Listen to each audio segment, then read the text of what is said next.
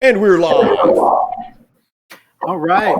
What is up, beautiful people? It's Wolf Brother Mythos Kushmanada from the channel Frost and Fists. Hold on. Now we're live. All right. What is up, beautiful people? It's Wolf Brother Mythos Kushmanada from the channel Frost and Fists. And I am Freak. And of course, you may recognize this guest of ours. That guy. Been here on the channel before. Yeah. He's got his own channel. His channel has been a little MIA, but he is recently back in a big way.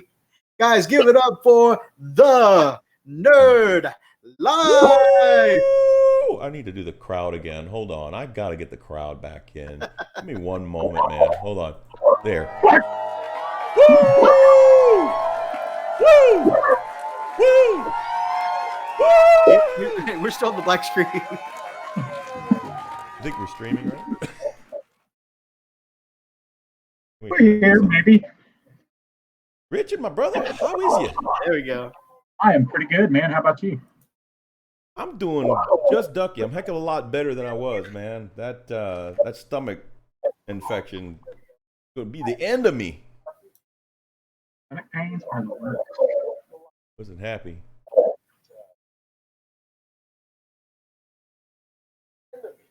Oh. There we go. Sorry about that, guys. All right, so real professionals on this show. Hey, guys, so we have Inquisitor Zane already in the chat. We got Hellworks by Hellchild. Brother Thomas, what's howling? What up? Woo! Inquisitor Zane, who else is here? Might be, is that a wolf? Right? Those are. Zane was trying to figure out if he was going to paint this stream or not, and I highly encourage it. He says, maybe I do get some bad respiratory sickness, which makes it hard to paint. Oh, man, that sucks. Oh, dude. Sorry to hear that, my man. Got the nerdle. No bueno.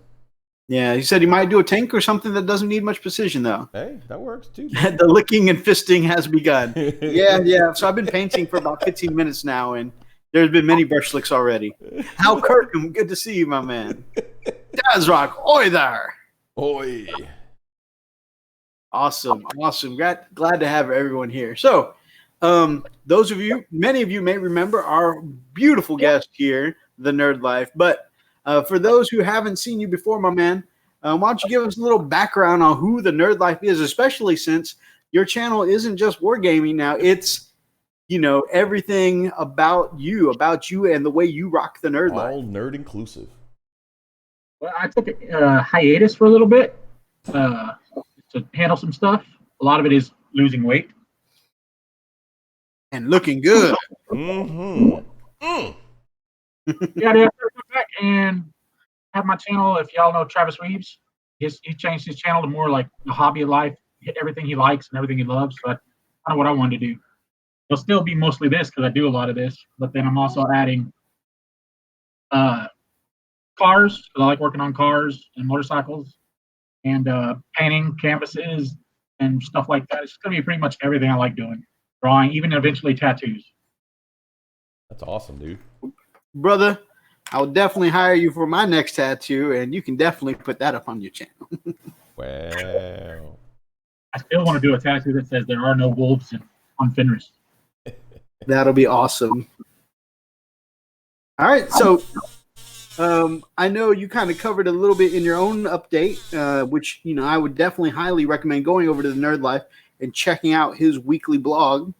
But just for the sake of hobby update, what have you gotten done lately in the hobby, my brother? What you been working on? What you got for Poke Chop? Working on commissions. I've got a Mastodon that I'm working on. It's almost done. I need some touch-ups on it, and I've got to do a couple of freehand pieces on there. I'm kind of leery about that at the moment. So, I think you got no reason because I've seen your freehand work, and it is gorgeous. yeah. Guys, that Mastodon belongs to somebody in the chat there. Hellworks by Hellchild, and he plans on loading that sucker up with 19 Wolfen. Oh my Priest. Oh, look at that chaos. Awesomeness. Wow. I mean, it's heresy, but Yeah, it looks visually appealing. Oh, you know what? You're already past that, Mythos. Inquisitor Zane's already called you out as a heretic, so just embrace it, bro. Just let it happen. That's the big boy mastodon. Look at that sucker. What we're Oh my calling it? goodness. Oh, That's some amazing stuff. Look at that. And I'm working on a Magnus, the red. oh, sweet, Yep, the 30K version, right? awesome. And I got 2 slaughters I'll be working on tonight. With the Catan. I actually got 2 more of those Catans and 1 more slaughter. It'll be 3 and 3 for this guy. That's awesome. And then just some little odds and ends stuff like I'm doing my size of the Emperors. I'll be working on those a little bit. But yeah, Very cool. that's what I got going on. All boring. So Thomas says, big sexy. And he said he wasn't prepared for us. Oh, trust me, he hears at least as bad as stuff as we go through on this chat, on our daily chat, because Archer and Brother Thomas there also make an admission to try and break each other there in the chat. So Yeah. he says the paint job looks great, by the way. So, kudos there, Brother Richard. So I know all 3 of us have been kind of on a weight loss journey this year. Inquisitor Zane says he's also been trying to lose some weight too, and it seems to be going well. Man, I've seen some of the healthy stuff you've been prepping up over on Instagram, and man, it looks awesome. So definitely kudos on your progress so far. And actually, you two brothers too. I know, Freak, you've been pushing real hard lately, making some really big drastic changes. And then Brother Richard, my man, we know for sure, man, you have been fighting the good fight, looking good, baby. And you are made some massive amounts of progress. Hey, I started off January 2018. I weighed 700 pounds. Dang. I weigh 420 right now. Wow. Dude, it cut you in half. Doing that. Okay, you will be the first person to do a positive cover of that song that I'm half the man I used to be. Anybody ready for Chaplain Emo? Yeah. I want to hear Miko sing some more, man. Come on. Yeah, me too. You should start a boy band. Looking at that mastodon, Thomas says, I can't wait to feel that beast. Ooh. And You still Jamie talking about says, the- dang man, congrats on literally cutting yourself in half. That is awesome. That's 300 Freak, pounds. my man, what kind of hobby progress you got? What you got for Poke Chop? Bro, I've been sick. I've been All just right, trying to stay alive. Getting over a stomach infection. That is Yeah. good hobby progress. That's a hobby progress. Yeah. You guys remember we sent out, much love on the show last week to Freak because he was too sick to make the chat. But he's back this week, so that is definitely an improvement, right? Oh, man. Oh, yeah. Dude, I'm telling you, it's almost like getting mule. Well, that's what it felt like. You got mule kicked in the gut and just fiery. And it was just bad. That's bad. And actually, what I thought you were going to cover with your hobby update is even though the man's been dying this week, check out, he managed to hook us up with the chat interface for 3 people and the new logo. So, I stuff got that. programming on the side. Yep, So definitely. that's cool to see. And you might notice Mythos doesn't look orangey. Oh, yeah, I don't look orange tonight. It's thanks to you guys, especially our Patreon supporters. That has helped tremendously. That's a camera that he's got there. It's the Logitech C920. C920 Yep. upgraded us, or at least my camera, to a 1080p. So, Yep.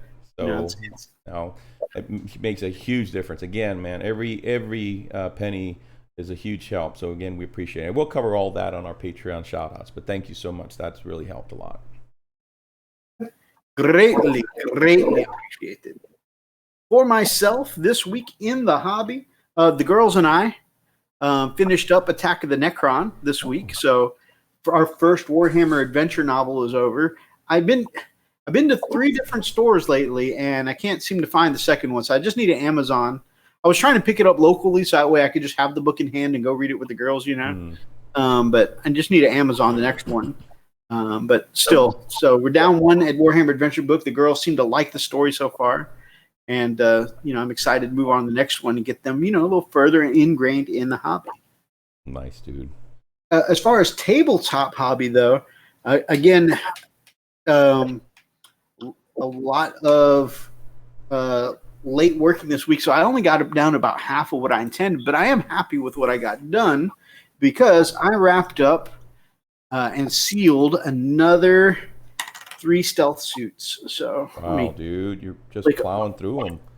Well, we went to the, okay, that's something I can share. Yeah, so that's how the stealth suits look. That's not bad.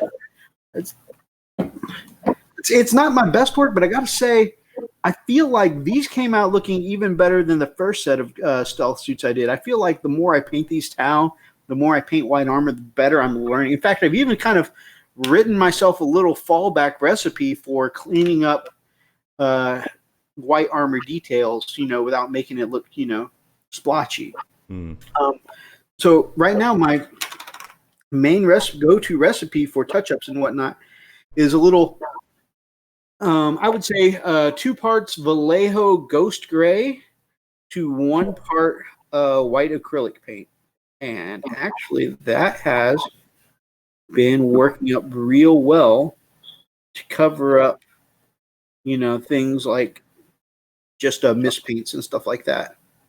Nice. So, I feel like definitely I'm leveling up a little in experience in doing this commission. So that's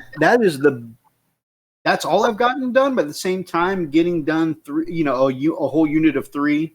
And of course, like I showed you last time, this unit of 3 does have I don't even know what a sergeant for the Tau is called, but this guy, the leader here, does have the option to take Fusion Blaster or the what is this? Pulse. Is that a wolf? Pulse Blaster or something? I don't know. I'm not familiar with the Tau. Are those wolves there? I do know that this is a Fusion Blaster because this sucker kills my cavalry and my vehicles when I'm playing against it. I know what that gun is. And it was probably a frivolous magnetization because why wouldn't you put a fusion cannon on the leader when it can just melt vehicles and kill elite units like cavalry? Melt them in the face. However, if for any reason he does want to save on points in the future, he's got the option.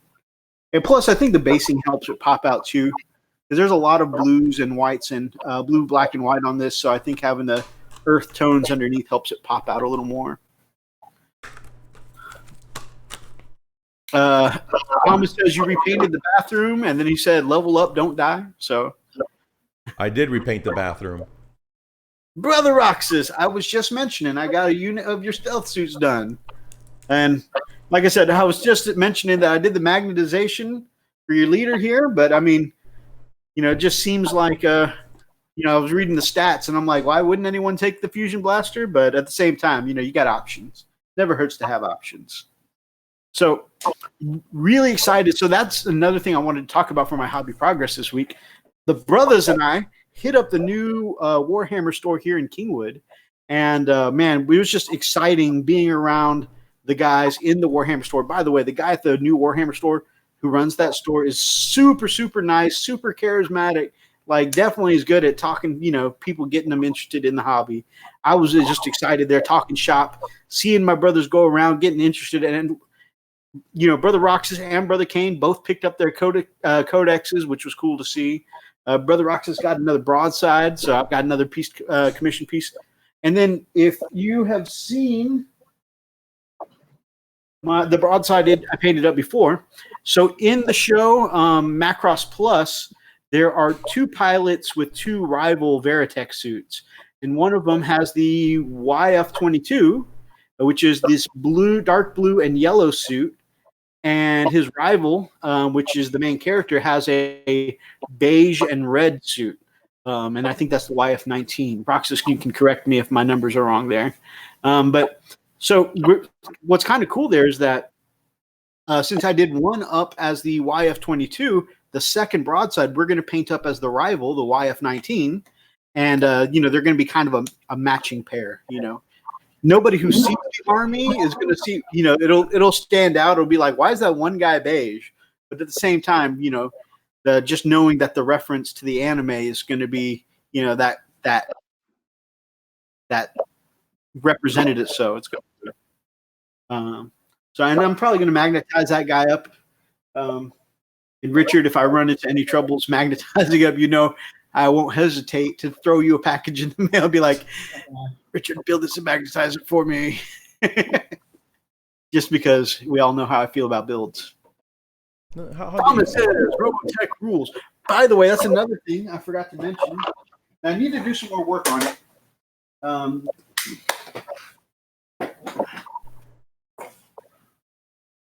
You guys know what they say about good intentions, right? They'll say about what? Good intentions. You don't have any? What? So, while we were there, like I said, it was cool to see people picking up their codexes, getting excited about the hobby. I was super thrilled. But since our brother Kane is relatively new, I volunteered to help him, build his Redemptor. Now, there's a reason why I feel the way I do about the assembly part of our hobby. Forgot there. I'm not that good at it. I'm better at painting. But it's coming along. Now I did, of course I told him as soon as I did it, but this arm just does not want to sit correctly. I'm proving my expertise of assembly right here on the show. All right, so you've got the body coming along okay, right? The legs, however, have kind of an awkward pose. Just because somebody took that femur and accidentally flipped it around. In my defense, though, the instructions can be somewhat confusing. But Richard, my brother, you are the expert at building and posing. So, Not like you're going to get more work, Richard. He might. But for now, I just may call him up and have him walk me through it and see, is there any way to, salvage the pose, make it look more natural? It doesn't look that bad, but it definitely looks, you can see one has got like a natural bend to it. And then one is kind of a, weird kind of pose on the leg. I mean, it's not super bad, but yeah, I did get one femur flipped around. So. Awesome. But yeah, I mean, I figure, a little glue in place, a little bit of green stuff in, I can make it work. But it just, like I said, we know how I feel about assembly. Look what I'm working on, Methus. Look what I'm working on. I got the rider together. Hey, did those pictures I sent about the shield the other day, did that help any? Yes. Yeah. That's why I decided. As a matter of fact, I did what you told me. Just put some green stuff, but I still put a little super glue, so that way it kind of heaves it, to it, gives a little better bond. And I'm gonna let this sit, but I kind of like it, Cool. So it's gonna be pretty cool.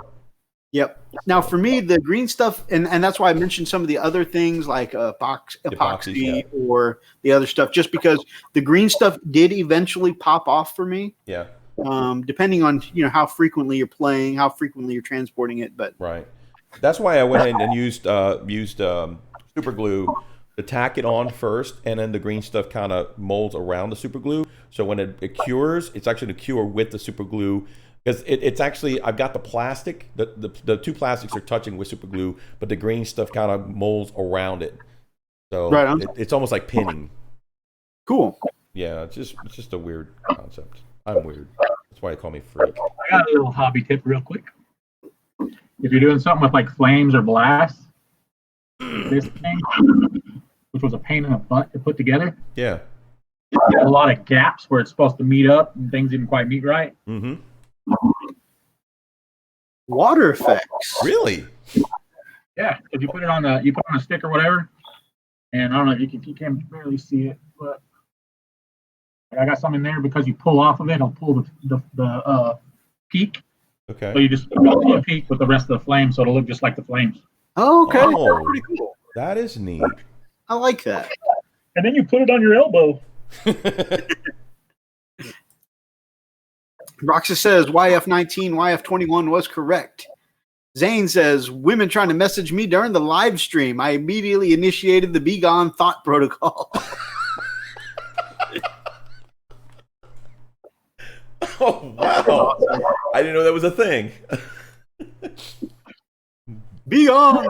Be gone, thought. You know, I have never actually been contacted by an internet thought, but man, some really, really nice local girls in my area apparently Every time. So you like to send me bikini pictures with no contact information, and accounts started the day before, but already has, even though they've only been on the internet like one day, they somehow have like 500 friends. Wow. So I'm pretty sure. I'm sure they're legit girls. They are totally legit. I just want to get to know me and my credit card number. Yep.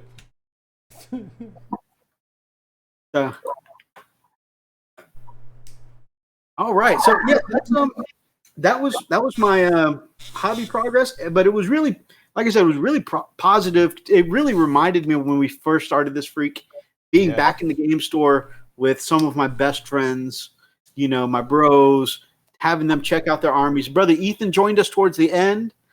It was really cool.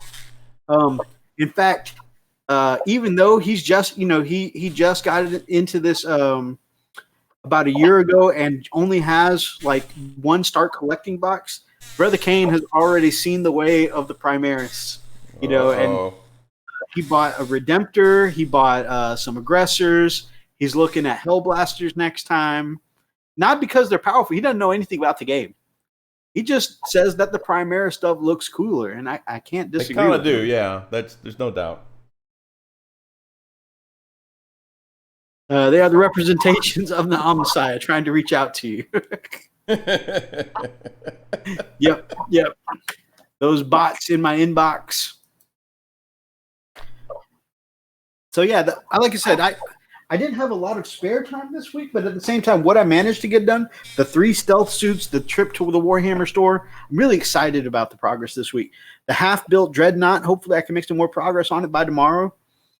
And then I started going through my spares, and I've got tacticals and stuff like that in my box here. So I might hook them up with some more models, enough to try and get them to fill out, battalion. You know what, dude? That's kind of exciting because, I mean, that's what drew me to the game, that sense of community, that everybody can relax and be themselves, So I'm kind of curious. Who knows, man? We may actually, make a night out of it again, Oh, absolutely. So. In fact, Freak and I were talking about maybe next Saturday us hitting up the Warhammer store for a little bit.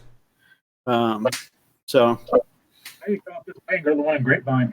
Go to the Citadel? Oh, yeah. On the live show last week, Lily gave me permission to hit up the 28th, whatever they've got going on. I think whatever community day or something like that they've got going on the 28th next month. Oh, right on. They also have something going in October too, but October is my anniversary month, so and it's my Beep's birthday, so it's going to be a little busy then. But definitely, y'all are still in 28th next month. Take us a Frost and Fist trip down to the Citadel. That's a Saturday, Mythos? That's a Saturday, good sir. I think I will do it. Sweet. Thomas and Archer were talking about carpooling. And then somebody's got to stop and get the nerd life. Oh yeah. That'll be an awesome day. And of course, if any of you for some reason managed to make it down to the Dallas area that day, and it'd be great to see any of you. Your wife gave you permission to hit up a 26-year-old? No. Oh, gave you permission to hit up the Citadel on the 28th. Who said that, Zane? Yes. About to hit up anybody. I'm gonna be laying hands on people. Oh dang. Is Mark in the chat? Archer Archer. I have not seen Archer. No, I haven't seen Archer. Him his toy. Oh,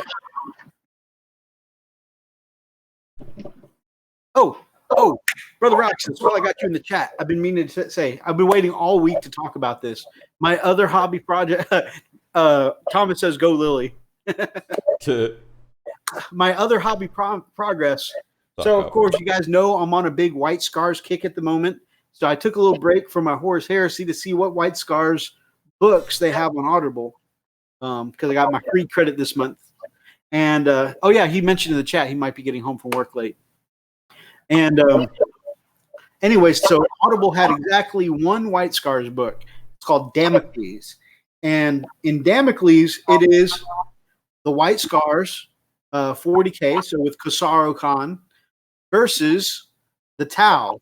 And actually, not just any Tau, but Shadow Sun. And the book is told from a split between Khosrow's point of view and Shadow Sun's point of view.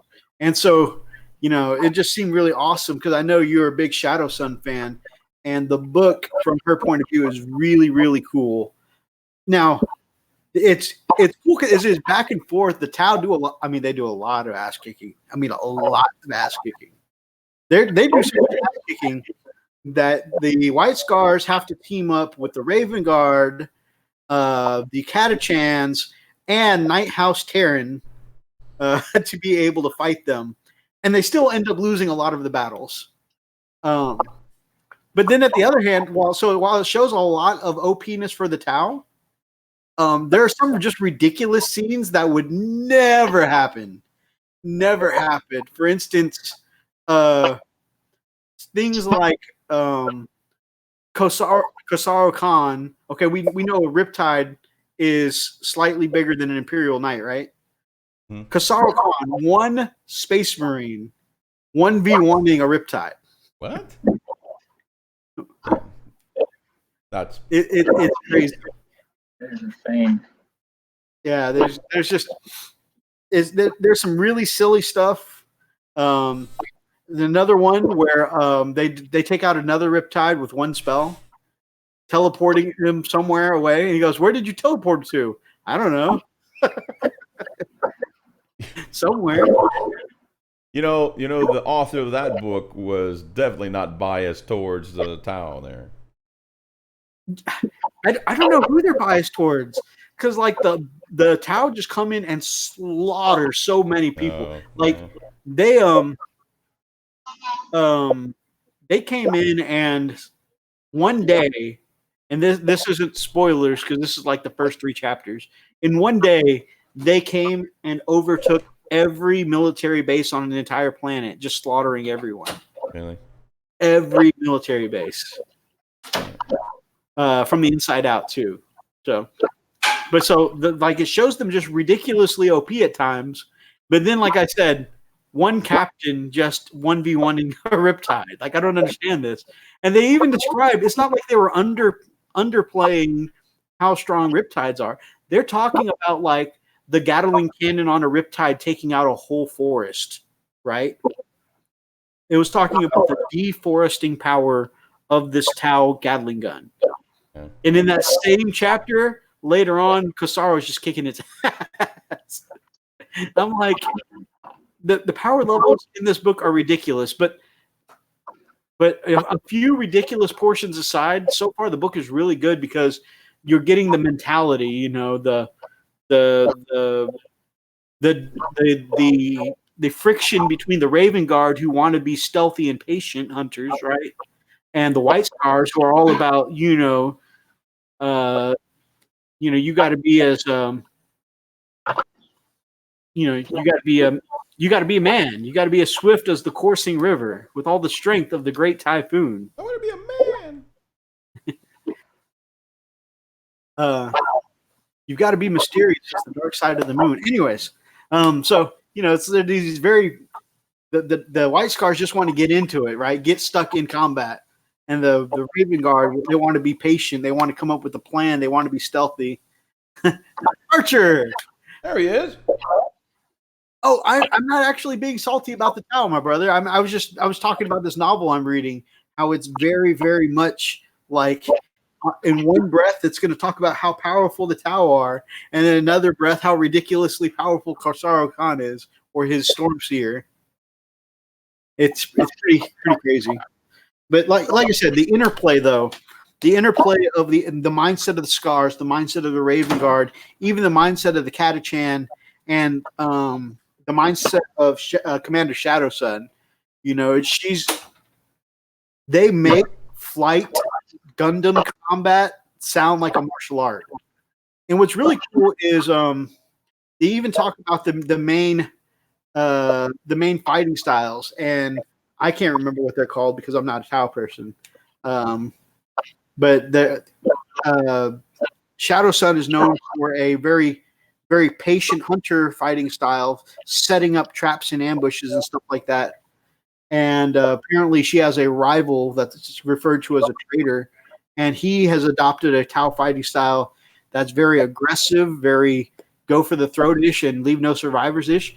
But the way they talk about it, it's like it slowly takes over her personality or her mindset a little bit. Kind of like what it reminds you of is the dark, the dark chi in Street Fighter. If anybody's ever watched any of the Street Fighter movies or played in the Street Fighter games with Akuma, and he starts talking, delving into the dark chi and how it kind of takes over his persona, gives him a lust to kill kind of thing. That's kind of what happens. It's really cool. Talking about armored combat like a form of martial arts. See, Cold Star, they haven't even named Cold Star in the book yet. They always refer to him as the traitor. So it's pretty interesting. The Tower are a bunch of damn commies and need to be heard by Bolter or Blade by the agents of the Imperium. He's sensitive.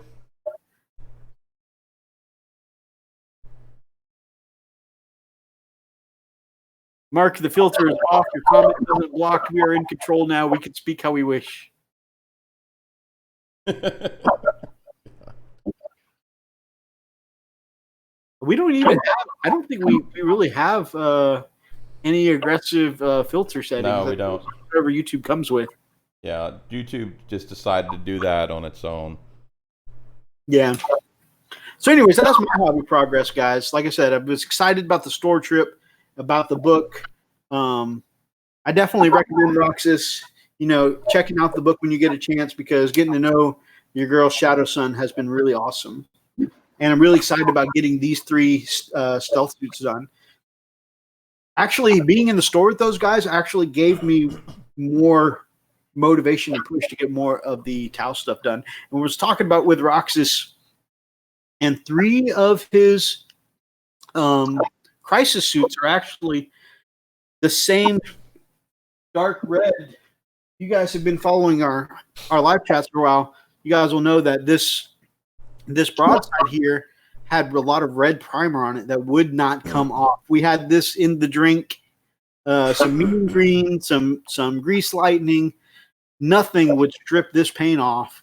And so we ended up going gray, like a dark primer gray, like German Panzer gray, over the red to kind of keep it from turning violet. And then we went in with the Night Lord's blue and ended up with this color scheme for the YF-22. So since the other 3 since 3 of the 6 crisis suits are also that same red primer, we're going to go with the same color scheme, so that way this will match a couple of pieces on the table.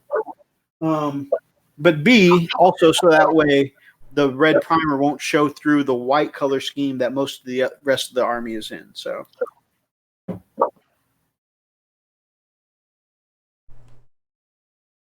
it's still auto-censored a lot of stuff. I can now I can say frick and sound like a 12-year-old. I'm so freaking happy.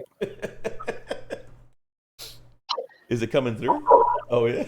well, frick is coming through. Yeah, he used to block me just for saying something like that, man. All right, so that's our hobby progress. Shall we do some art of the week, my brother? Let's do it. Hold on. All right. Man, I just finished up the stealth suits. What should I paint now? I want to do the bikes because I need my airbrush for that.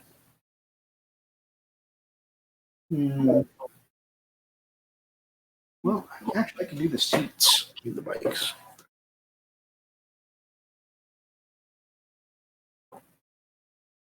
Skeleton Horde, Gorgon. All right, brother Meeks is back. How is everyone tonight, man? I'm just so excited that it's Friday. Yes, it's been a long week. Been on call all week. Friday's your night that you go off call, right? Yeah, because I start on a Friday and on a Thursday, so I just finished Cool. my full week. So this is pretty awesome. I think this is one of the infiltrators. No, it's a. What is that? What is that role? It's a wolf. Or- Is it a wolf? I'm not sure what that role is. I think that's an infiltrator. But anyways, what I wanted to show though was check out that conversion with the knife held ready to be thrown. I want to say that's even a 30K knife. I think I recognize it because I did up a bunch of those for Brother Will. But that That's pretty cool pose. yeah, and you know, your boy loves his knife throwing. So Yeah. being that I am a fan of that hobby, definitely seems cool. It's not the infiltrators; it's the other form from the same kit. So it must be that new one in the book that you can make from the same kit as the infiltrators. And the name escapes me too. It's a shame that Brother Brian is not here. I know he likes when we put work stuff up, but I love this particular War Boss model. And definitely, if for any reason I did a 40K Orc Army, I would definitely want to use this as a conversion, maybe put a bolter in that empty hand and make it, you know, a 40K War Boss. But I love the weathering on this. But what I really love the most that makes it pop out to me is with all that bright yellow armor, that natural green looking basing underneath it. Yeah. Like, I think good basing can really, really just elevate work to another level. And I think that's what this person has done here. Plus the weathering all over that armor, you know? You know, In it's a way- funny because just looking at that, it just reminds me of the Dresden Files, you know, as these are agents of summer, you know. Right? Pretty cool. That's cool. Oh, no! And why don't I have any I identified this earlier tonight. I don't have any buster brushes here at my desk right now in case I make any misstrokes.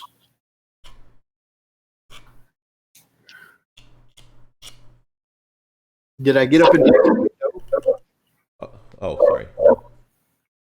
just going to keep complaining that I don't have a buster brush on me right now?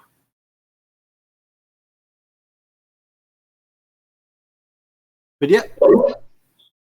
Also, I like the one flower on the base there. Yeah. So this one, look at those stealth cloaks, those camo cloaks. It really blends into that base nicely. You it's blended like that base nicely. It's like an electronic camo, right? Yeah. Like Tony Stark style. It's like they hit a button and it's fading into the colors of the scenery. I want one. That's a really cool. I mean, how they did that. Yeah, that's a really cool effect, man.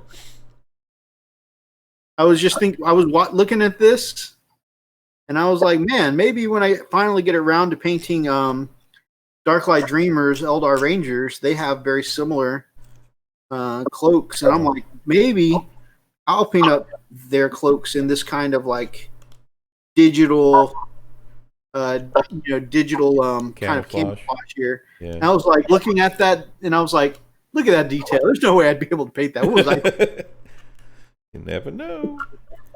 Archer says he's seen up some stealth suits done like that before. I've seen some Tau done up like that too. Very few effect. Probably takes a crap ton of skill and patience. These look like DP minis. I don't actually know what this is. Oh, the last three. Did you happen to see a name for us to give credit to? This one or the last? No, there was nothing on the other. Let me see. I think the orc one. Oh yeah. Let me go back here. Will Paints is the orcs. Cool. Nothing on the intercessor, whoever that is. The camo cloak guy is El Miniaturista, El Miniaturista. like chorizo. I wonder if that's like a fashionista, but for miniatures. And this one, Alexander Salivanchuk. Very cool camo effect. This All right, is- and these D&D figures or whatever they are, Yeah. I think these are Kingdom Death actually. I freaking love Kingdom Death figures, and I'm pretty confident that's what these are. But just dude, look at the skin tones, look Yeah. at the clothing, look at even the hair. It's got just such perfect tonality to it. Yeah. That's pretty freaking cool. Great job. Man, with the I mean, skin tones. These would be cool models in any game, whether it's D&D, Pathfinder, whatever.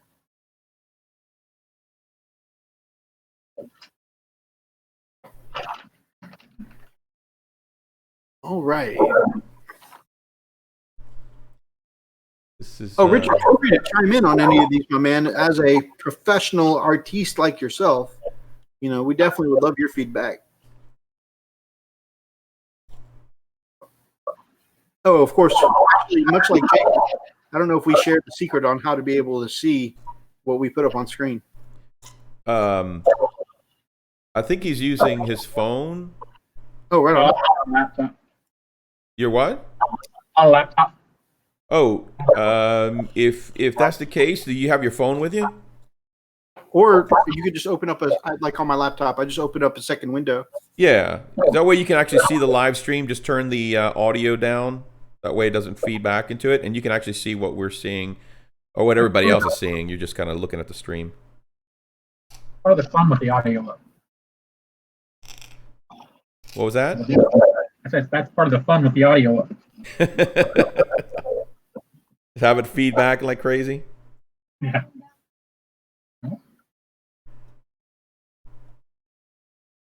Yeah, I could definitely enjoy some of the input from the So master. this Thunderwolf Cavalry, first of all, this person did a really good job on white fur. White fur is not easy to pull off because either it looks too dark and dingy, or and for a lot of people it comes out just too white because it's all white with no tonality. Right. Right. Right.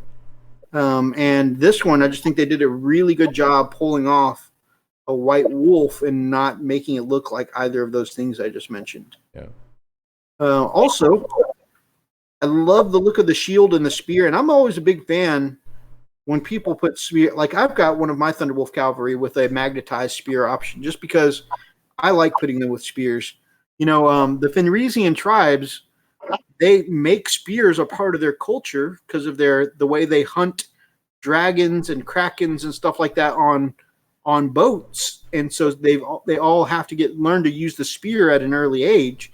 And in fact, hunting something with the spear is like part of a young boy's trial of manhood in the Fenrisian tribe. Well, I Right, think, and so anyways, being that it's such a big deal in the Fenrisian culture, I always feel like it's a lost opportunity that when they get to being Space Marines, none of them pick a spear for their melee weapon. I mean, they've got axes, they've got swords, they've got all kinds of stuff, but nobody picks up a spear. But anyways, I love seeing that on Cavalry like this. Plus, look at that shoulder pad. And I know I'm just running my mouth a lot, guys. Feel free to chip in. Oh, you're doing good, man. And cursors. That's the name of the other build to infiltrators. Incursors. Thank you, Thomas. Zane, that's as far as I'm going to take my tests. Archer, I've seen some. Oh, yeah, we've talked about that one. Pretty awesome model. Bases, screen, Kingdom of Death. Yeah, I was thinking the same thing. Yay, Richard. Power armor erases spear from their mind. Yeah, I know. Happy Friday, X Gear Commander. What up, my brother? Hey, with all this extra power out now, my man, have you gotten the new codex for those Space Marines you've got? Oh wait, or do you play Blood Angels? I can't remember. I can't remember if you play Vanilla or if you play Blood Angels. I want to say you play Vanilla. Heck, I don't know. It's been a while since we played. All right. Also, the runes on that shield look pretty good. I mean, not quite as good as a Freak can do it, but you know, nobody does runes quite like Freak. Brother Tom does runes too, though. I hate it when glue sticks to the finger and not to the model. Crap. I hate it when that happens. Come on. I go screwed up, so I drop a dollop of glue on the table, and I always forget it's there. I hate when that happens too. I'm stuck to my desk now. Come on. Hey. I like the way that snow looks. So what? I like the way the snow looks. Yeah, that's a good wet snow technique. Kind of like Freak does on his tutorial. We've had a tutorial for wet snow like this on Patreon for a while. After about 4 weeks, we're going to go ahead and port that over to the YouTubes. But Freak's got a good, nice wet snow look too. I think because I like the opposite. I prefer a powdered snow look, you know, like fresh snowfall. And I think part of that preference is just because, you know, that's one of my favorite memories of growing up in Germany is the way the ground look after a fresh snowfall. And so I always tend to do powdery snow, fluffy snow on my bases. So I was thinking about, in contrast, maybe since he's got a tutorial up for snow bases his way, that I might do a snow bases part 2 and do one my way, and then people can have the option whether they want the wet snow look. I think that's a great idea. Yeah. You can also do them both at the same time on the same base, because you'll give it where the untouched snow is all fluffy, but where people have trudged through or whatever, it'll be like that wet snow kind of look because it's been mashed down and melted a little bit. Oh, that's cool. The one thing I like about this particular paint Gosh, job, this looks so good. it's really cool because he didn't paint it the traditional Easter egg blue. Oh yeah, that's definitely more the thing color. Yeah. I kind of find it interesting that he just went with almost an ultra color. You know, looks like, but it's really neat. It's very subtle. I just looked at it. There's something off about this. And I realized, oh wait a minute, it's not the traditional. You know. Yeah. So actually, that one's pretty common amongst Space Wolf players. That one's called the Fang, and it's considered the base coat or base layer to Space Wolf stuff. Yeah. And so with that though, in the 40K groups that are in the Space Wolf groups I'm in on Facebook, because I've come to find that a lot of people don't like the Easter eggy look like you and I talk about.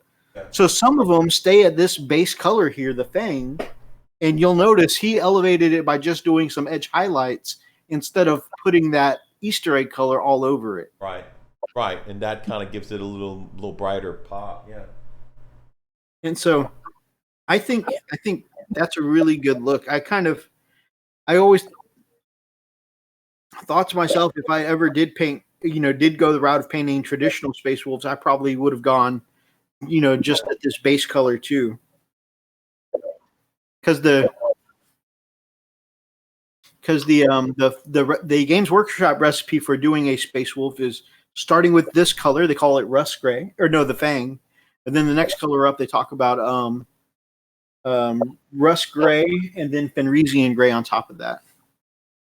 So this is just like the first part of that formula, but I think it's done really well. And like I said, you can see around the shoulder soft highlights and then a hard edge highlight, but without taking it all the way up to that Easter eggy Fenrisian blue color. All right, let's move on to the next one here. I love this, dude. You know me. Oh, Binda Minis, by the way. I am Binda a Minis. motorcycle enthusiast, dude. I thought this was so cool. Oh yeah, that's pretty rad. Yep, the Ghost Rider set. Ghost Rider, yeah. That color for Space Wolves is good, but for Crimson Fist too. Good to know, Dave. Good to see you, my man. I don't know when you got here, but good to see you. James says, I'm going to paint my Space Wolves with Gravedigger denim from P3. Actually, so does Freak. Kind of uses that same kind of color because of Gravedigger denim is what Kenny Boucher uses in his tutorial. So very cool. Yeah, I mix my color. Ghost Rider Meeks Orcs. I love it. My Primaris Wolves are all going to be painted up as wolf spears. That's the interesting thing, though. Like something that's talked about a lot in Space Wolf groups on Facebook is that there's not yet an official color for wolf spears, and people want it bad. They're like, just give us the damn recipe already. Crazy. Executive Commander says that Blood Angels are his first love. Long live Dante. My mouse has gone to sleep. There we go. Let's see. He has Blood Angels, Death Watch, and Grey Knights, but Blood Angels are his first love. That's cool. Thomas says that wet snow we saw in that Calvary looks like the baking soda mix. I agree. The PVA baking soda mix is definitely kind of gives it that smooth, wet look. Long live Dante. OSL is amazing. Yes, especially on the glove, on the eyes there. I think that's my favorite thing about this. And that's why even though this one isn't finished and based, I wanted to go ahead and put it on the show tonight because those glowing eyes look damn good. Yeah, that's pretty cool. Also, that reddish, ruddy leather of the undervest, I thought was a nice contrast to all that dark color underneath. It looks like real leather. Oh, absolutely. I wonder if he did a little like a stippling, or stippling to get that Could be. look. Stippling does give a nice leather texture. I usually go lazy and do dry brushing for my leather, but Yeah. stippling does definitely give a nice leather. Yeah, because that's what it looks like. The texture just got, not smooth. It looks like, the texture of leather. That's pretty cool. That's a great pose using psychic powers, resting his hand on his head, or is it a salute? No, I definitely think he's doing the Jedi head finger to the temple. Definitely Jedi mind trick here. I am destroying your brain with my thoughts. This one, okay, give me a second to talk about this. So this one, someone I would consider a friend. No, go ahead and you can go to that next picture. I just want to talk about it's his back. So this one is a lovely young lady named Mickey Jenver, who I've seen. I kind of talk to sometimes in the chat for Dice Guy's channel. She works with him on some stuff. Sometimes her work goes up on his channel. She's a big supporter, right? Mickey Jenver, absolutely. Anyway, so she put this up on the PMP, Painters Motivating Painters, and it is phenomenal. I mean, she did some sculpting on this body, but I mean, if you just look at every muscle in these highlights, the base, she did some custom sculpting on this. You'll see this whole model she did was just absolutely phenomenal. It's you guys. Ever since I've got my copy of White Dwarf where they first revealed Marathi, and I've had that on my shelf ever since. I just love the model for Marathi. You love? This Mickey Jenver's version here is my favorite version of Marathi. It's the best one. Like I haven't even seen anything at Golden Demon or anything like that. I feel like compares to the work that Mickey did on this Marathi. And I mean, that's just, for me, hands down, this is the best one. Like, Games Workshop should be paying her. All right, if you'll do me a favor, you can go ahead and kind of scroll through some of them. But I mean, you see the lighting in the wings, the light and dark kind of grim dark feeling to the wings. Yeah, definitely. The bases, the way she's got moss growing in the cracks of the stone. Yeah, so Mythos likes it. Just a little bit, my brother. Look at the serpents. Dude, you can see the red in the maw of every serpent, the beady little eyes. You can see the custom there. Look at the actual pattern on the snake scales wrapping around the tree. Dude, that looks like a real cobra she's got there. Right. I asked Mickey where she got her skills. Did she go to art school, etc.? She didn't reveal her secrets. It is an amazing Medusa. Medusa, Marathi. I mean, yes, this is fantastic. The shading in the wings just impresses me so much because it never loses that feeling of being gray wings, right? It's cool because it looks like the webbing is so it's accentuated. So I've been running my mouth because I'm really excited about this piece, but as two artists I really admire, I'd really like to hear what you and the Richard of the Nerd Life think about this piece. I mean, you look at it, it's just the way she painted it. It almost looks like a painting, like she Yeah. had a canvas and painted it. It's just amazing. Absolutely. The way she makes it pop, like what Freak was saying, the wings. It's amazing. It really is. Yeah, I mean, the amount of detail that was put into this, it's daunting. I mean, I'm in the middle of burning my brushes right now. So, but yeah, this is. I mean, the webbing. It almost the webbing between the bony areas of the wing. Just man, I just unbelievable. You can see. There's so much dynamic, and what's really cool about this, one of the things that I've always had an issue is the base going to detract from the model? You know what I'm saying? Right. And it clearly does not. You know, the base complements it. It doesn't overrule it, overrun it. It's actually a perfect complement to this mini. And this particular mini, I mean, you can see dynamically it's projecting light or reflecting light beautifully. It's just an amazing piece, man. I agree, and I definitely agree what you were saying about it complementing because I think overall the base and the wings and the hair and everything adds to the grim dark kind of feeling this projects. Right. And you're right. I don't feel like it detracts from it at all. This is just amazing stuff. And what's funny is that, and I'm just going to go ahead and talk about the elephant in the room. Yes, there are breasts sculpted onto this model, right? Wait, what? There are boobies.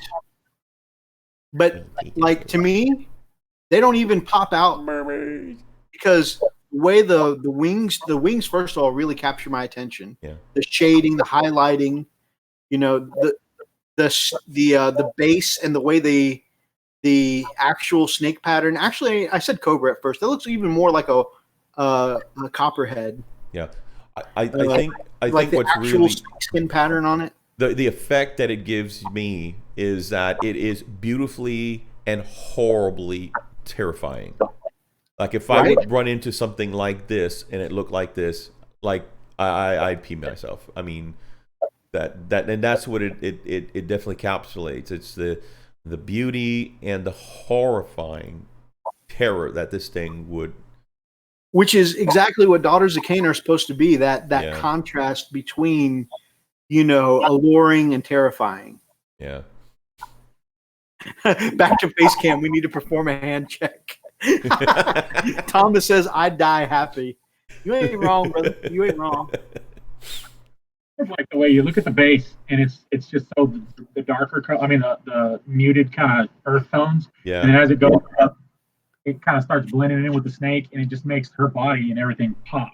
As soon as you get up to the top, you're like, "Holy crap!" Yeah. Exactly. Yeah, definitely. My favorite, I like the belly scales. I just like the way they look. They look like they've been done individually. They're just, and each one is different. It's man. The scales, the outer scales, they look real. Right?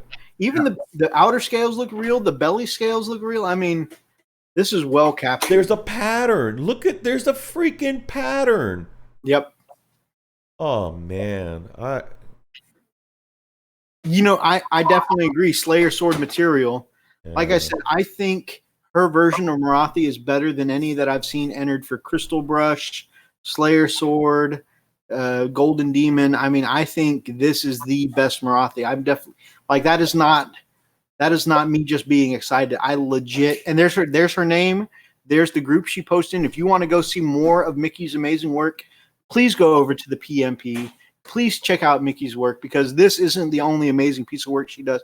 But I had to send her a message and ask her, can I use this for my show? Because Morathi is one of my favorite models in the entire GW line. I'm going to be honest. I know I'm the Wolf brother, and I'm supposed to love everything Wolf related, and I do. But I think this might be my favorite model in the entire GW range is Morathi, and hers is the best.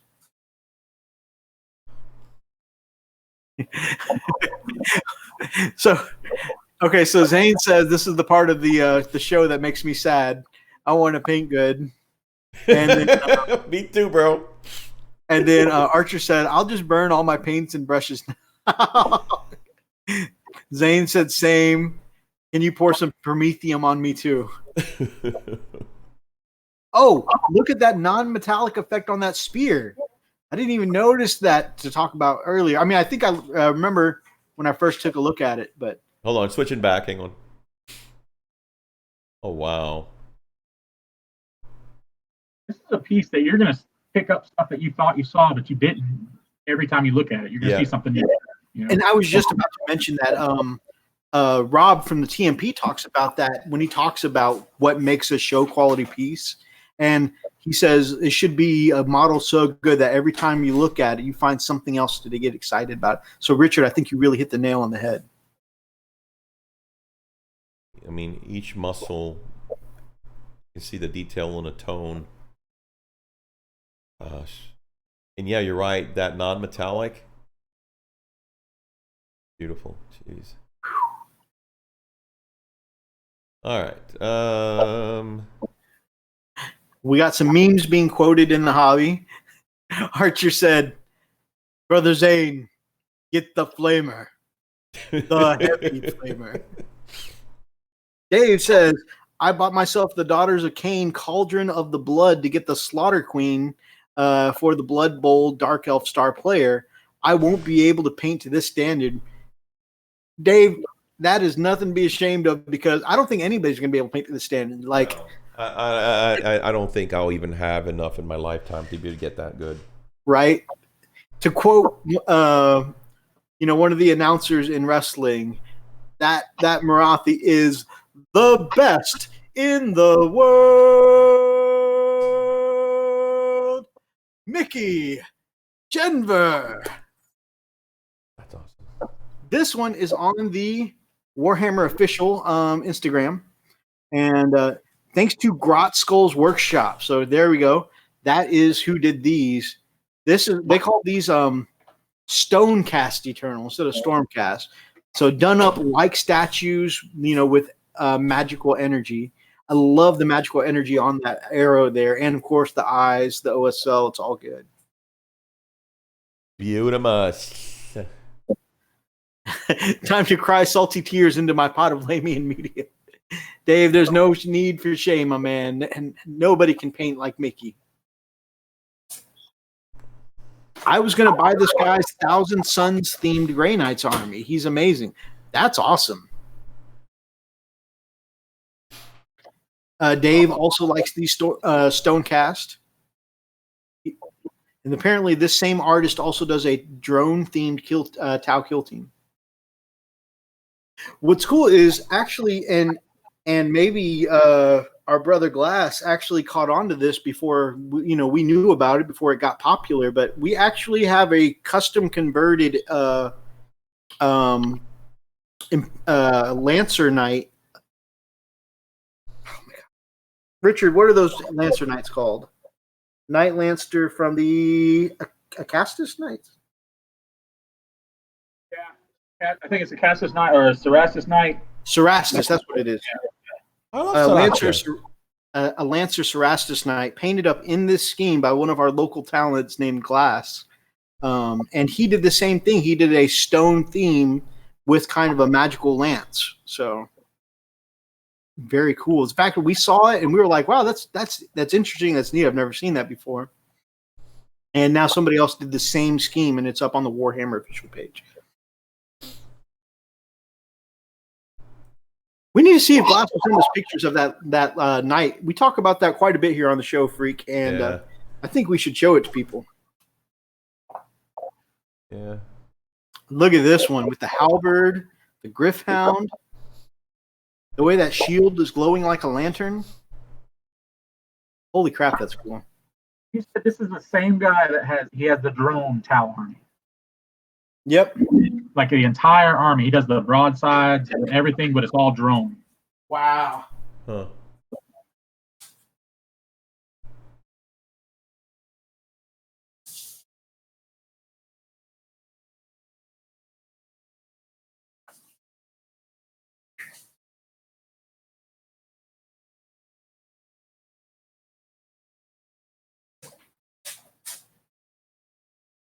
Oh man, see, that's one of my favorite models in the entire Stormcast range is that cavalry guy, and him and that stone theme just looks amazing. That's really good.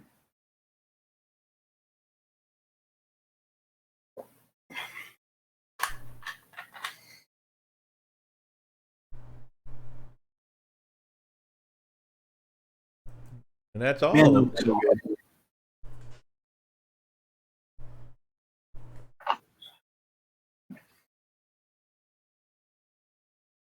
Whew. Impressive stuff. Impressive stuff. So, I think the guys are already talking about it. Zane feels like he needs the heavy flamer. Archer, the heavy flamer. I think even Brother Thomas is starting to feel that way. Wow. Oh no, wait, connection interrupted. Are we losing a Richard? Oh, there it goes. Oh, you hear me? Yeah, we can hear you now. Yeah, we can hear you. For a second. But yeah, I think you're all good now. But yeah, I mean, everybody's feeling like, man, we'll never be able to paint to that standard. You know? It'll be a collective bonfire. A collective bonfire. Just like when I burned my my cavalry 2 weeks ago. Yeah. See everybody's smoke rising from the living rooms. So I think all of us could use a little motivation, Freak. I think so too, man. That really bothers me. And you know what I really loved about the chaplain? I have to make sure I look at the camera. It's his courage. It's his courage that drives me. Hold on.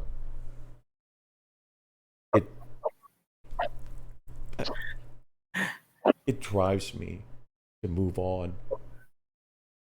And I need that courage. And I think that you can use that courage too. I could use a boost in courage. Go for some I- courage. You know, Hey. Rob's always telling me to paint bravely. I need that courage. Right? Courage is an encouragement. You're right. You're right. Oh. All right. Let's see what a chaplain has. First of all, let's listen to that just beautiful, cheery jingle, shall we?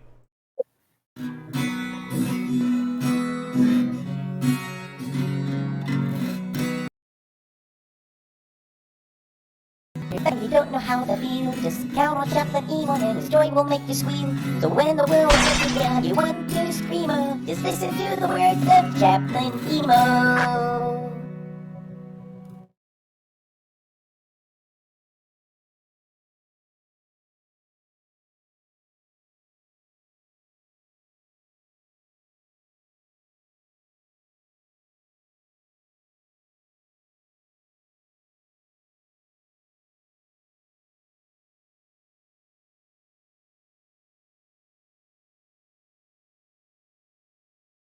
Muted.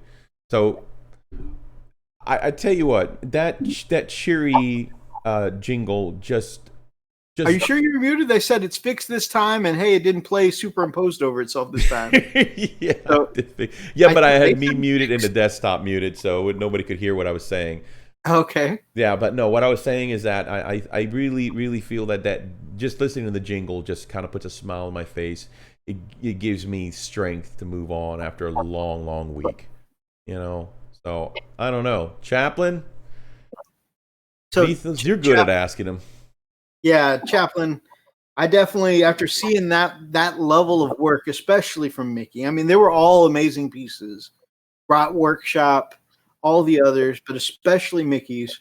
I'm a little intimidated, Chaplain.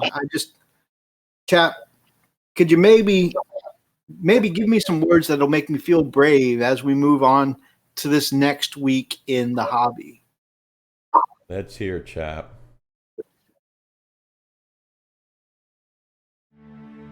Men, you shall know no fear. Oh my gosh! Oh, that was stupid.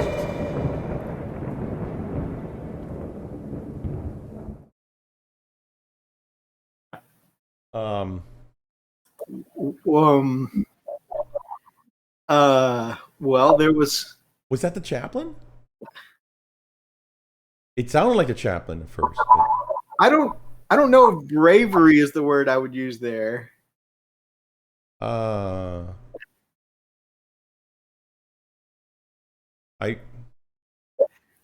okay. Anyway, so we have some news to move on to from GW as we all put on a brave face. But before we move on to the GW news, we definitely got to show some appreciation. Chaplain down.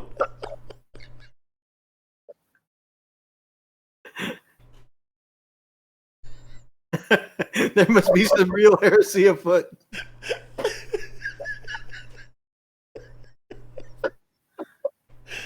Oh God. Okay. Actually, we got to send double the backup. Some backup for the chaplain and some backup for whoever was screaming like that. All right. So let me let's see, where are we? Let me get to take off the studio mode and let's put him some. Yeah, that's it right there. Okay. So, Brother Mythos, we are going to take it up a little bit, or take it down a little bit, because we're going to say a big thank you to our Patreon friends, the biggest supporters, our pals, our compadres, the ones who really say, I love you. I love you so much. So, I want to make a huge shout out. We're going to start with Brother Zane at a Grey Hunter level. Oh, we got a blood claw before that, brother. Oh, okay. You want me to go from the... Okay, I'm sorry. That's right. Chief Live Gaming. Chief Live Gaming. And not only blood claw level, but recently hooked us up. Brother Freak got a package in the mail this week. Sure did. Hooked us up with a bunch of terrain for our gaming table. Pretty heavy. Oh, my dear. Hurt. Yeah, so we can have some more battle report goodness with cool. some good terrain on our table. Us up. Thank you so much, Chief Live Gaming. Thank you so much, sir.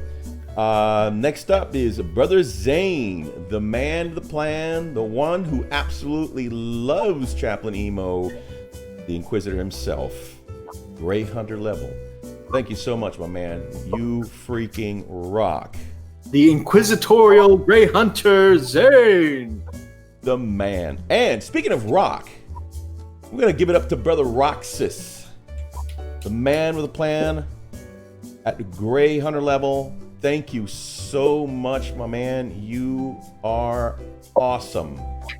Much love, my brother, for sure. And we're just going to... I think I get dim. No, I won't worry about that. We just get really low and sexy here for the most wonderful of all. Oh yeah, y'all know who he is. That's Brother Archer, the man, the myth, and the legend. All three in one. Kicking it up at Wolfguard level. Brother, you deserve all the love. Oh yeah.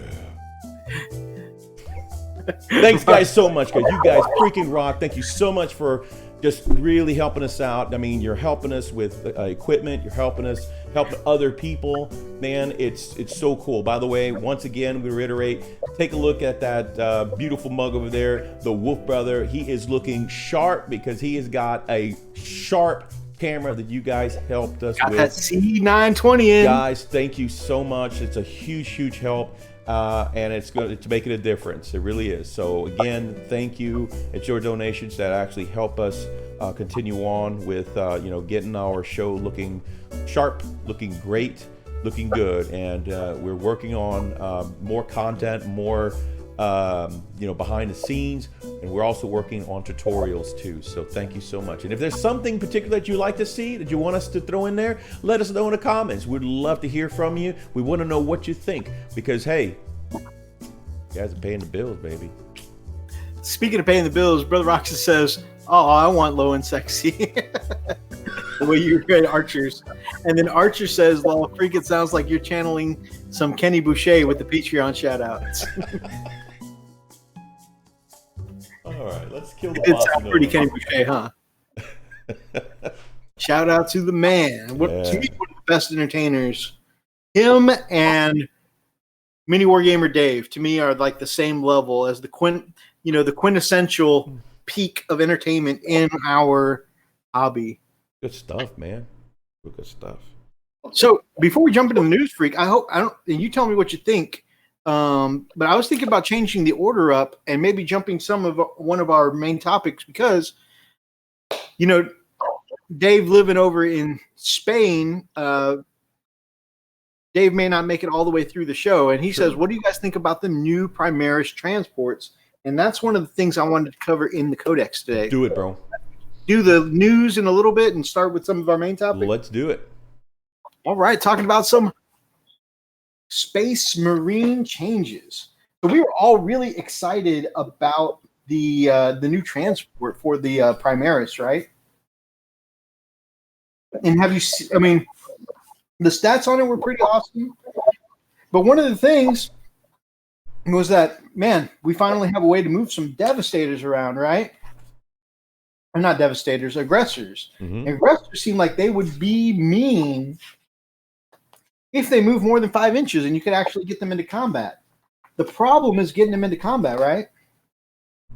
So with that, especially this is a Primaris that you can buy a 4-up invul shield with. A 4-up invul save on a transport, like a Rhino. Can you imagine a Rhino with an invul save, brother? Dude, that would be dangerous. So that's almost Tau level.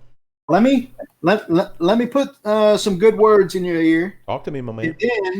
And Ben, let me drag it out from underneath you, okay? Oh, great. Thanks. Not That's quite right. how I like it, but okay. So, all right, let's talk about the price. So before the weapons and all that, the Impulsor comes in at a super inexpensive 75 points. Now, you still got to pay for the weapons and stuff. Sure. But 75 points base is not bad at all. No, it's not. It's still cheaper than the Land Raider. So Reavers can go in the transport, but Reavers move so fast, and the fact that they're not inhibited by terrain Right. almost makes them so fast that you wouldn't really need them. Brian, Atomic Dog Scale Model Freak is in that. Back? Holy He cow. is back. And I think Yeah. one of y'all in the chat must be hitting him up with some info, because he just happened to come back after chapter. Yeah, right. He's like, hey, just call me when it's done, when it's over. I don't want to. I actually mentioned you earlier, Brother Brian. We missed you because we had a Orc War Boss in from AOS in Art of the Week, and I was like, man, I bet Brian would like this because it looks badass. And we also had an Orc Ghost Rider biker. Oh yeah, that was really sexy. That was crazy cool. So Brian, I watched his update video, his Toss the Bones. Emo, I will never return. No. So I was watching his Toss the Bones, and apparently the reason we haven't seen much of him, like not just here, but even on his own channel in the last couple of weeks a whole lot, is that it's been like 112 degrees, and of course he works outside. Landscaping, if I remember correctly, Atomic Dog, you correct me if I'm wrong, but he's been working out that 112 heat. He says that He told me specifically, ask Freak if you don't understand this reference. But when I get home from those 112-degree days, I just want to sit in my Archie Bunker chair and just veg out. I know exactly what he's talking about. Oh, man. And just sit there and stare. All right. Archie. First of all, from a painter standpoint, Richard, my man, do you like the new Impulsor? Yeah. Because you can imagine if putting it together. So It's gonna be just as much of a pain to put together as the other one. But I like it. It's actually really good. It keeps with the aesthetics of the other ones. I like it. it's got that hover look to it, but it's sleek. Yeah. Yeah, he owns a landscaping business. I got it. That big sexy nerd is grayer than last time. All right, so You're gonna be self-conscious. I'm gonna have to go get some hair dye. Just for men. You know what's crazy, dude? If you shave, you would look, to me, you would probably look 20 years younger, man. You've lost so much weight, you know, and especially around the face, man. I just remember seeing some of your older pictures. I'll have this little thing here. I look like a turkey. The turkey neck, yeah. Yeah. all right, so guys, Oh, that, yeah, and my youngest would be very upset. Oh, yes, he would. I remember the last time you shaved. Yeah, she cried for days. Yeah. Not happy. All right, so this thing comes with the shield dome I mentioned, 4-up invul save. Like I said, on a transport, that's awesome.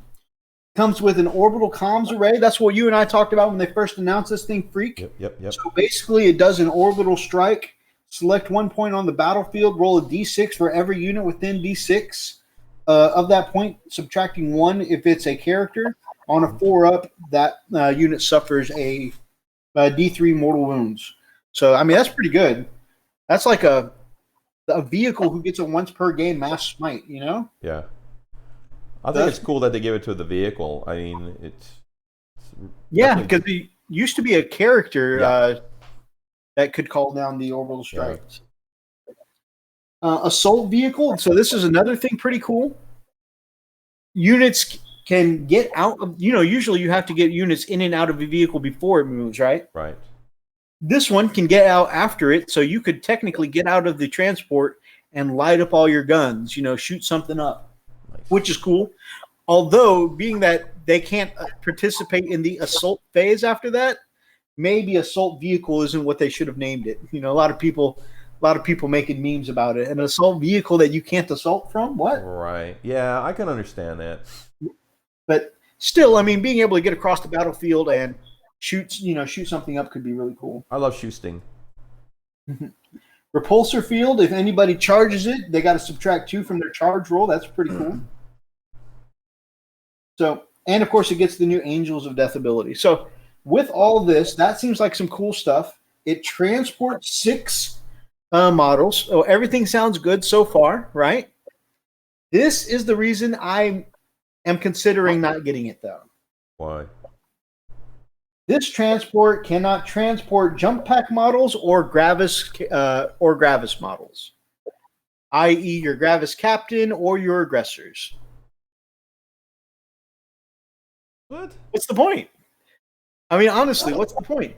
Reavers, like I said, move so fast, and they're not inhibited You by don't need terrain. to put them in Don't there. need transport. You're going to put your intercessors in them? Ooh, I'm going to move my AP0 guns across the field. You better watch out. It's just like, you're running tacticals.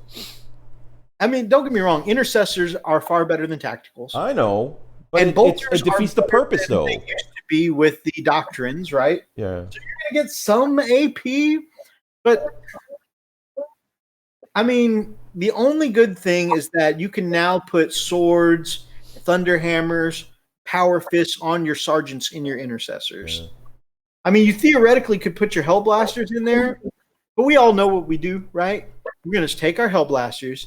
We're going to stick them up in the tallest, in the highest room, in the Yep. tallest tower, Yep. right with the princess. Yep. And so they can fire on everything on the battlefield, right? That's what we're Exactly. going to do. with our And Hellblasters. cover the back line. We are damn sure and they've got a ridiculous like 30-inch range, right? Exactly. So I mean, why would we put our Hellblasters in a transport like that, right? That Like I don't said, make no sense. Reavers might be okay to put in this thing. Reavers are the only thing that I probably would put in here if I ran Reavers. I so far can't find a spot in my list for them, Yeah. but they're basically like the Assault Marines of Primaris. Yeah. Stick an LT with them for rerolls, yeah. I mean, an LT and some Reavers maybe, but again, that combat knife isn't going to kill a lot of stuff. I mean, I don't know. I guess it's like having chain swords with you. I'm not sure exactly how effective, especially it is cheap. It is 75 points, right? Plus whatever you put on it. The shield, a 4-pin bow will probably be somewhat expensive. But I mean, at 75 points, it might be worth putting some Reavers in. I definitely wouldn't want to put Hellblasters or Intercessors in there. That might be the only thing I think would be worth it, is putting some Reavers in there. And I would have to specifically build a list to toss them in there. And even then, it only transports 6, so it's not even like where you can get 10 Blood Claws in a Rhino, or 9 in a Pack Leader, right? Or 9 in a Lieutenant or a Chaplain or whatever. You're going to get just 5 of them and one LT for the rerolls, or maybe a Primaris Chaplain or something like that. Also, however, that does to me bring up, while that devaluates this Impulsor to me, it does bring up the value of a Chaplain. I always wondered what the purpose of the Chaplain was, because we don't have a whole lot of assault necessary Primaris stuff, right? So why would you have a Primaris Chaplain?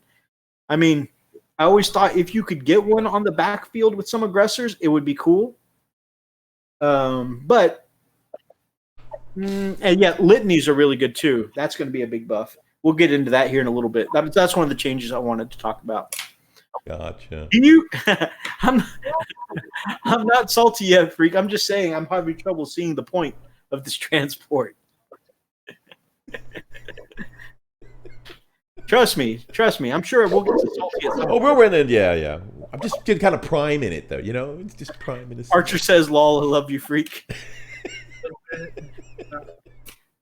Hey, gonna drop daughter off at a friend's house. Be back. Don't ditch me. Okay. Be back in a little bit, Brian. That's the whole reason I bought last edition. Does Calgar still have that? Does Calgar still have what? I missed that. No for the Hellblasters, right? Zane, what the hell? Hellblasters got some Meltas or something? That would be cool. Give me a decent reason to transport them. They're all plasma, my brother. But they have very long range on their plasma. Yeah. I mean, I guess if you wanted to go assault plasma, you could go put them in the transport. But I think you're going to get the assault version is more expensive for some reason. Yeah. It's got a shorter range and it's more expensive. But if you were going to put them, I would put the assault ones in the transport. You're better off going with Inceptors with blast plasma. I want to put some plasma Inceptors in my White Scars list. I mean those are pretty nasty. So yeah, again, you're right. It definitely defeats the purpose of having a transport, but it can only transport something that moves already pretty swiftly. Yeah, like I said, Reavers. I think Reavers and a Chaplain, or Reavers and a LT to try and get more wounds. That might be the only thing I'd try and do. Those treat them like tactical Marines, Right. or not tactical, assault Marines. Right. Blood Claws. So that's pretty interesting. Another one of the changes I wanted to talk about were the Chaplains. Because we know one of our best bros is Chaplain Emo, right? Yeah, he's the man. We got to know what happened to his peeps. I mean, he shares a lot with us. So yeah. All right, so Chaplains. Chaplain, this model knows the Litany of Hate and one from the Litanies of Battle, page 188. Now I'll go to that in a second.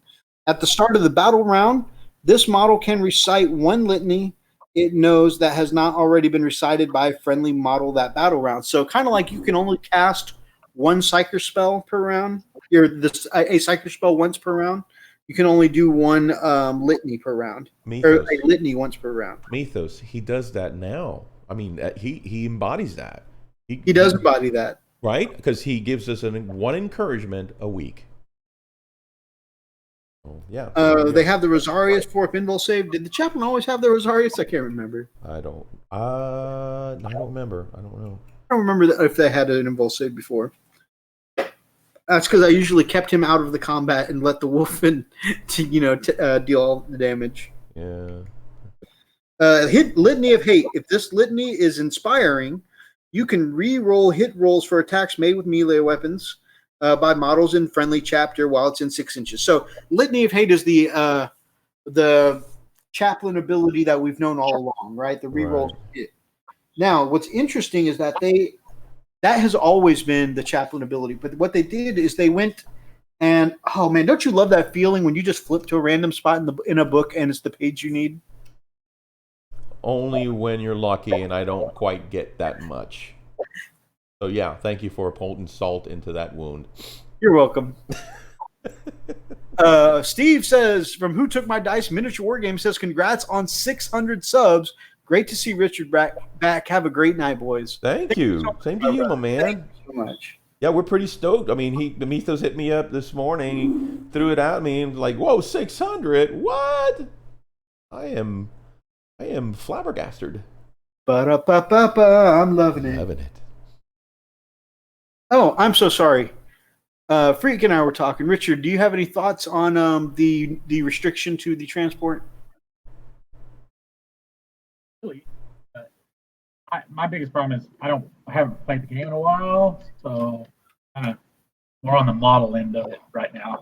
So right on. Sorry. It's all gravy. I like gravy. Freak and his rolling ones. Yeah. All right. So, like I said, all chaplains come with the litany or the ability we've always known. Here are some other things that they can do, Freak. So it says, before battle, generate the litanies for the chapter that this chaplain knows. From the litanies of battle table below, you can roll either a d6 to generate each litany randomly, or you can select which litanies the model knows. Kind of like the Psyker spells. You can pick them or you can roll them.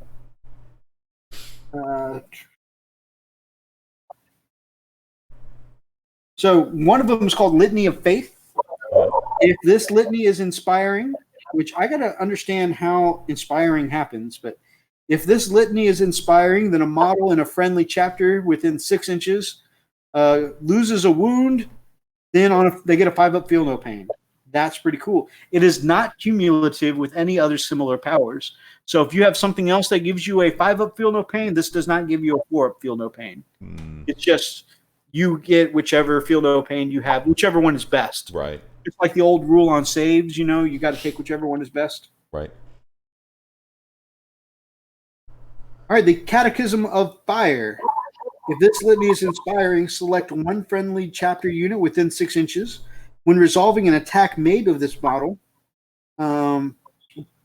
with a ranged weapon by a model in this unit, the closest visible enemy unit, when it shoots at the closest enemy unit, you add 1 to the wound roll.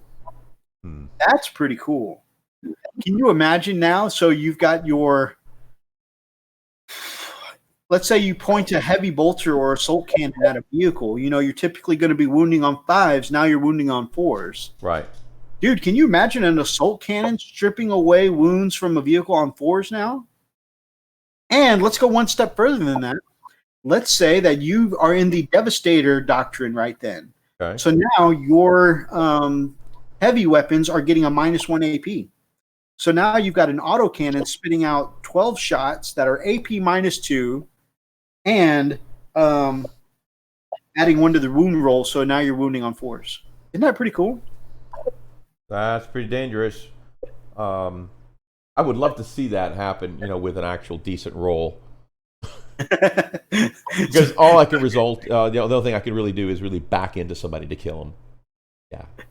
How's that work? Are you, 4 last are you cannons saying to the that you can face. see your Land Raider pull up and roll 12 assault cannon shots? Where is it? And you're like, I get +1 to wound, guys. And then you roll a bunch of 3s. Yeah. So here's my issue. So I'm shooting 4 freaking last cannons. 4. What the? 4 Now it's all- freaking last cannons. Right? I'm like, all right, I'm gonna go and shoot all that stupid dreadnought. It's coming up my line. It's gonna come and mess me up. I'm gonna jack him up with 4 freaking last cannons, baby. You're gonna taste that fire in your mouth. Pew! Nothing. Johnson, back this thing up. Okay, boss. Oh my God, I think we killed somebody. Yeah, that's exactly what happened. Like, Oh, guys, if you haven't seen what our last battle report, the that was heck? hilarious. And actually, you didn't just miss with all the last cannons. You hit and wounded with a couple of them.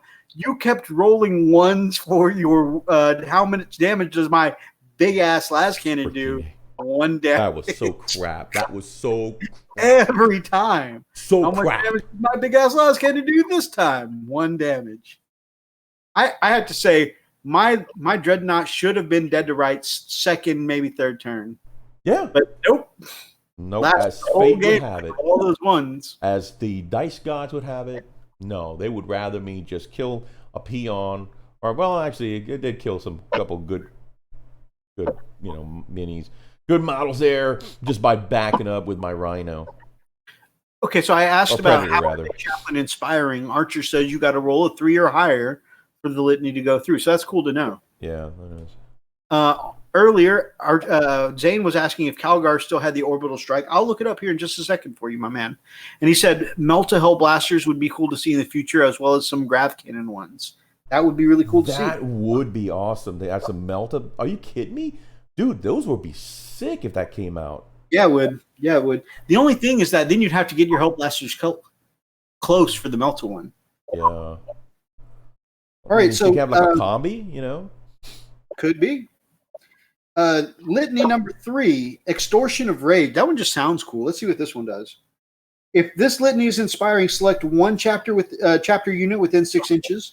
When resolving an attack made by a melee weapon in this unit, on an unmodified hit roll of 6, you can make an additional attack using the same weapon. That attack cannot generate another attack. Oh my God! So imagine I cast that onto, let's say, a thunder, a smash captain, Right. with the thunder hammer, and I get 5 swings. And let's say 2 of those are 6s. I get 2 more swings with that thunder hammer. Right. Dude, that could be so cool. That would be freaking amazing, dude. I Can mean, you imagine No. a chaplain casting that blessing onto Lysander? Yeah, I could, in my dreams. That's all beautiful. I think I dream of that all the time, but reality doesn't quite line up with my fantasy here. Sorry. Litany number 4, Mantra of Strength. If this litany is inspiring, add 1 to the model's attacks and strength characteristics. Holy crap. That's All right, so we're ridiculous, getting a dude. chaplain. We're getting a chaplain with a jump pack for my white scars. That's happening now. If this litany is inspiring, 1 attack and 1 strength. Dude, I could have my con on a bike at strength 5 with an extra attack. So we're talking like 6 attacks now. That's Dude, that freaking would be crazy, really cool. dude. I Yeah, mean, I can't wait till we test them once you get all your stuff in, so we can actually do a test game. oh, Mitho's still saying, can you imagine? I'm excited just thinking about the potential for the future. And welcome back, Brian, my brother. Number 5, Recitation of Focus. If this one is inspiring, select 1 unit within 6 inches. When resolving with attacks made with a ranged weapon by a model, add 1 to the hit roll. All right, so your Devastators, my man. Your Devastators have been famous for whiffing all of their plasma and last cannon shots. Sure. But you roll this recitation of focus on them, dude, you could be hitting las cannons on a 2-up. That would be pretty freaking sweet. John That's a game Mythos changer, Lennon. bro. Wow. Wow. What'd he say? John Mythos Lennon. God. I was the fifth Beatle. Brutal. Canticle of Hate. If this one is inspiring, add 2 to the charge rolls made for this unit while they're within 6 inches of this model. In addition, when a friendly unit makes a pile-in or consolidation within 6 inches, that model can move up to an additional 3 inches. This is not cumulative with similar abilities. Holy crap. Okay. Oh, man. Okay, imagine my con on a bike or Smash Captain or even Lysander. Dude, Lysander, you remember how Lysander was pulling away 4 of my little Cyber Ninja every Yep. game? Yep. Like every round of combat? Yep. Dude, you kill something in battle. You consolidate another 6 inches. Damn. It's like rinse and repeat.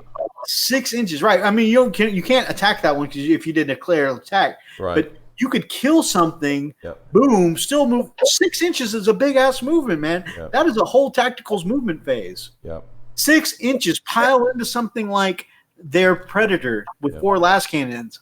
At the very least, their Predator can't shoot at you next turn. You're shutting something down. You're tying something else up in combat. I mean, it'd be completely useless against something like the Tau, Right. where they could just jump away, or somebody's jump pack unit like suppressors or something like that. But if it had the fly keyword, it wouldn't be helpful. But if you piled into something else, somebody's infantry, somebody's devastator, somebody's predator, you could be shutting down a whole round of shooting. Yeah, most definitely. Can you imagine Mythos' wolves get tabled by Freak's fists? Why did I become the bad guy? Because you're a heretic. You're a heretic. And actually, the Inquisitorial Snake says that Zane's a heretic. Right. That's right. That's right. The snake decided that Inquisitor Zane was a heretic. The snake has And he spoken. bit him. Also, if we're listening to snakes that talk, that also makes us heretics. Oh, you know what?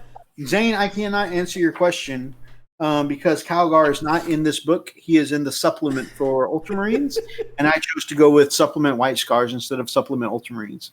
So I actually can't answer your question, my brother. That's Just heresy need there. to get some power fist, give the wolves a rectal exam, and it will work. Y'all know what? I'm playing AdMech next time we play.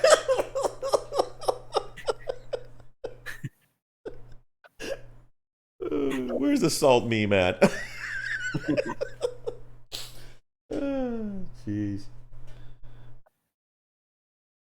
Screw you guys.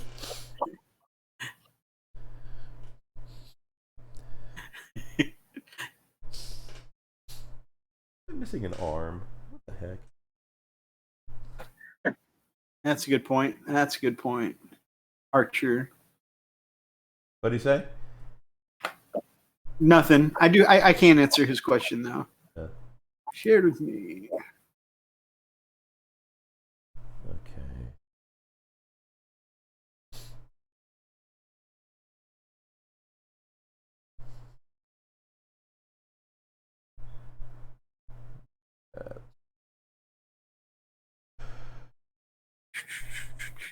Freak, do some talking while I look for this. Okay. Oh man. So, brother Richard, what's your next project that you're going to be working on, my man?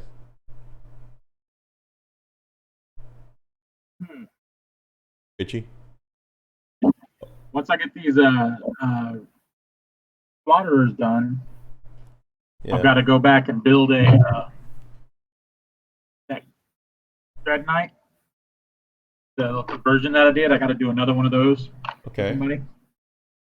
And we know who that is. He's in the chat right now. Okay. And then I'll be working on Magnus for a little bit. So, are you going to do Oh, and I got, Magnus? Are you going to do Magnus his traditional colors and all? I don't know yet. I was gonna talk to him and see what he wanted, and kind of play it by ear. Hopefully, we can change it up just a little bit, Right. but not a lot. I'm really digging painting Primarchs, man. They're fun. They're so much fun. So did that, that's a commission piece then, right? Yeah. Okay. For me, I'm gonna be doing probably working on the Warlord some more. Yeah. I need to do that, but it's taken how many years now? Dude, you got some time, man. So that's what I was going to ask you. This is one of the questions I was going to throw, and I typically like to ask, folks that come onto the channel, because it gives me an insight and understanding of how they balance their, their commission versus their personal stuff. And so my question to you is, how do you balance, what you do for commission and what you do for yourself? Amen. I just make sure that I have, like I said, I have the little size of the Emperor. I keep a handful of those around, and I'm working on a Genestealer cult thing too. I have those handy, so that way when I'm working on one of these, you get burned out. You're going to get burned out on commission, so you got to mix it up all the way through. That's why I'm doing the Ravagers.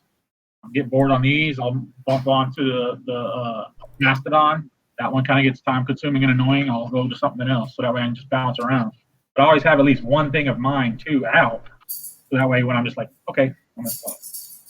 And it takes 20 minutes working on your own stuff. Gotcha. So you're kind of bouncing from one project to another, but you're having them kind of present so you can actually give a little love to each one, right? So you're not really, it's not all or nothing kind of thing.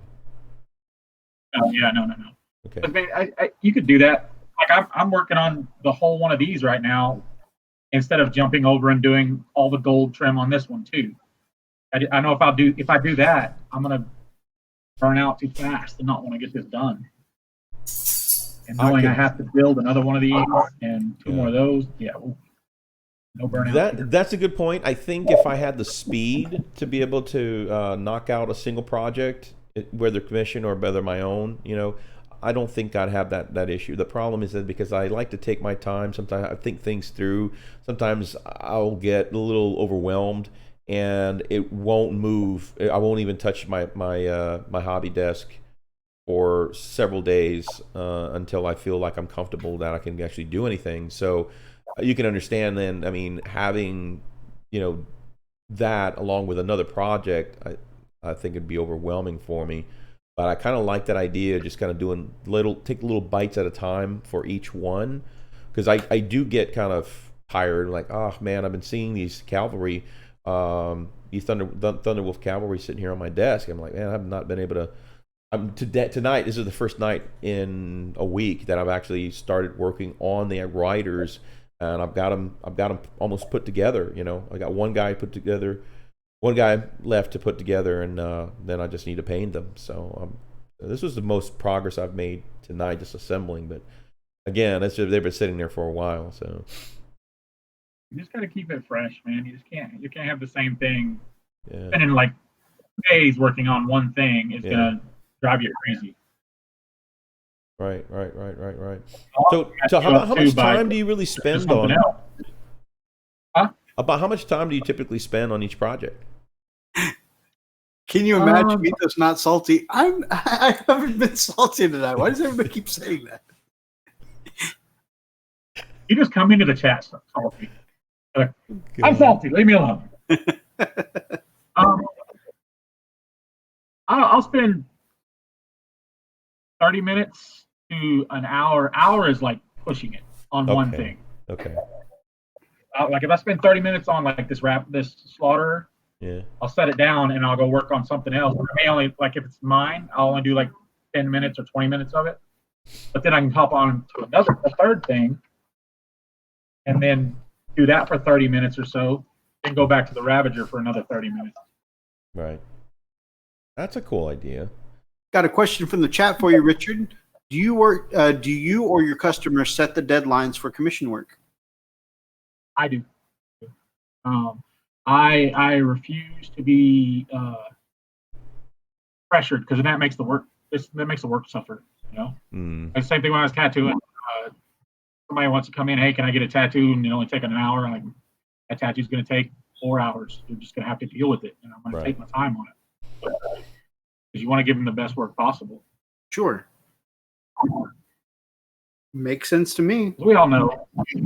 You sit there and get in a rush on something. You're trying to figure out how you can get it done quick Yep. and what you can not do.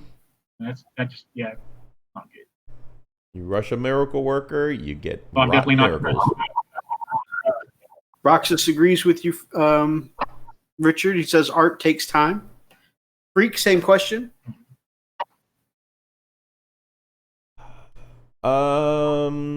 I typically do it. I'm the same way because I don't want to, I mean, and the thing is, if I do a hard line commitment, I need to make sure that I get to that. Now, if it's open, if they don't really give me a time frame, then I try to take my time with it and do what I have to do. But I'll give updates and hey, this is what I've got going on. This is where I'm at, and it might take a little longer, or I'm be turning them over tomorrow, that kind of thing. So it just depends on the project for sure. Cool. Similarly, I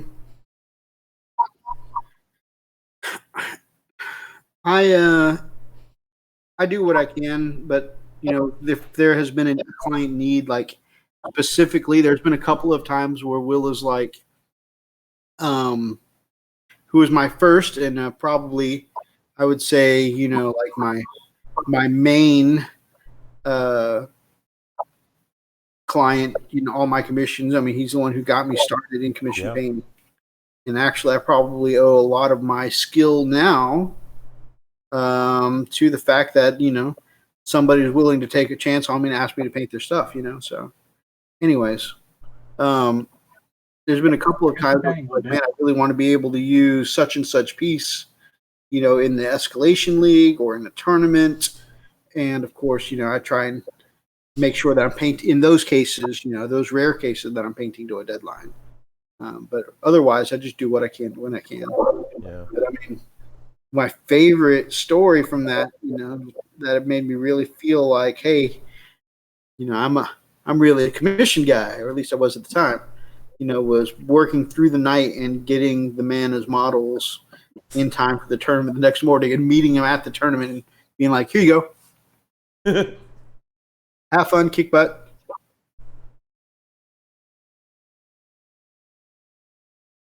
So. But of course, you are definitely right though. Like every commission is different, I gotta say, much love to Brother Roxas there in the chat, because he has been super patient. I have literally been working on the towel all year, and I mean, Yeah, but you're making progress. I'm making progress now. My progress was a little slower before I really got comfortable with my white armor recipe, and I did struggle a lot at first. And when you're not doing something well, when you feel like you're failing at something, it's hard to find inspiration. I know it. And so I would mess around with it for a while, feel like it was coming out looking like crap, and then of course put it on the back burner. And some weeks were just straight up experimentation. Yeah. I mean, not going to lie to you, I can't tell you, before I got really going, those Pathfinders probably got stripped a good 4 or 5 times. I mean, maybe even 6 at this point. While I was just experimenting with how I wanted my color scheme to go. I mean, a couple of times they just came out looking like dirty towel. Isn't that how you describe them? Dirty towel. I meant as in their armor was Okay. I just.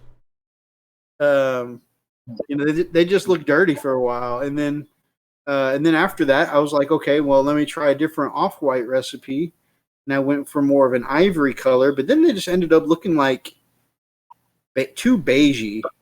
Like you had really preppy towel in preppy, really? In khaki towel that's wearing jabot, khaki pants, wearing sweater vests. I was like, "This." Good night, sweetie. Night, baby girl. You have a good night here. Don't call me names. Roxa says pressure can breed creativity, so sometimes it's good to have a schedule, but most of the time, rushed art looks rushed. That's fair. Mitha should have been the next rep for Tootsie Pops. Running Bear, good to see you, my man. Are you looking again? Not bad. And you all just finished building 3 venerable Chaplain Dreads. Oh man, Chaplain Dreads are cool. Especially, I like the double claw versions.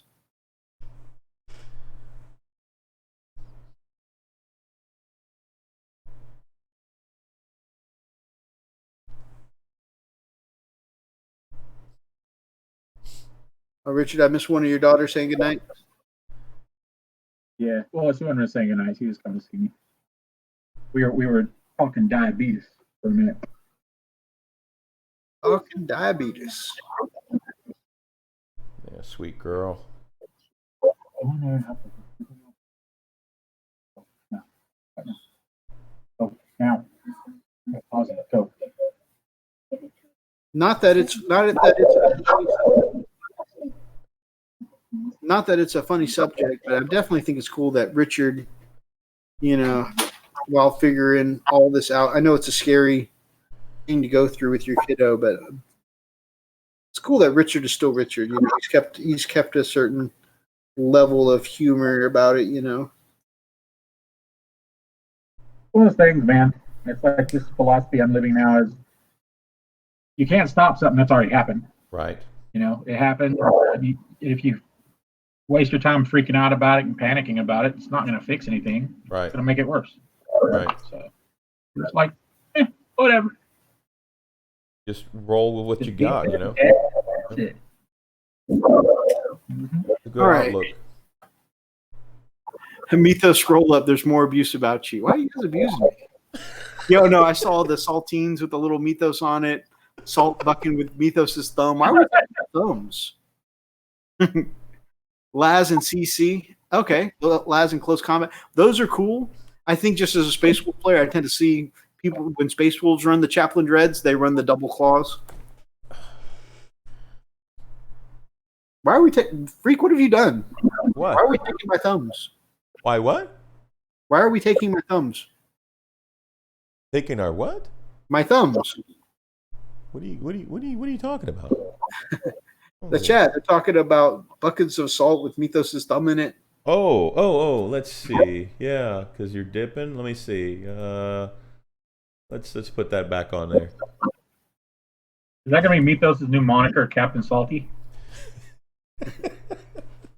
The chat tends to feel like I'm salty a lot. I feel Dude, like you're I'm being salty now. Well, this one, I'd say Lieutenant Salty, or maybe Sergeant. But that's it. Right, right, Thomas. The double claw wolf priest dread, really awesome. I've seen several armies headed up that way in Space Wolf battle reports. And you know what? Whether the Space Wolves win or lose, that thing always does some killing.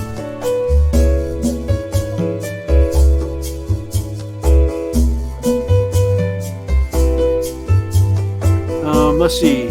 He is one salty boy. Captain Salty.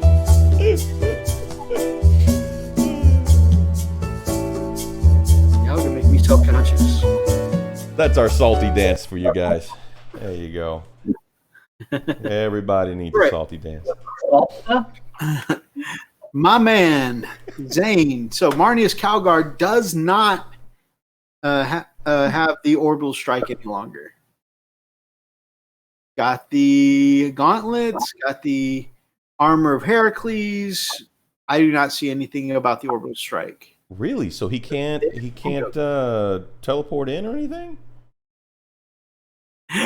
From Running Bear, Mythos is never salty. Uncross his fingers. I haven't been salty all night. Where's the salt coming from?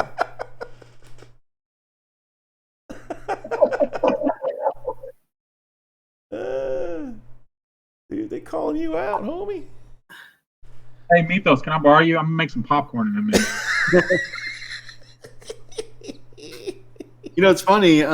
Back when our brother Sam from Wargamer Online, used to be on the show.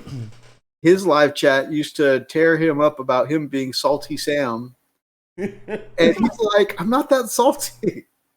And I was like, I don't know. I may have joined in with some of the teasing. And now I'm like, is this what Sam went through? It's karma, is this what I man. do to people? I deserve Okay, to be. man. You know, salty people need love too, so we're okay. We love you. It's not too much because you clog arteries.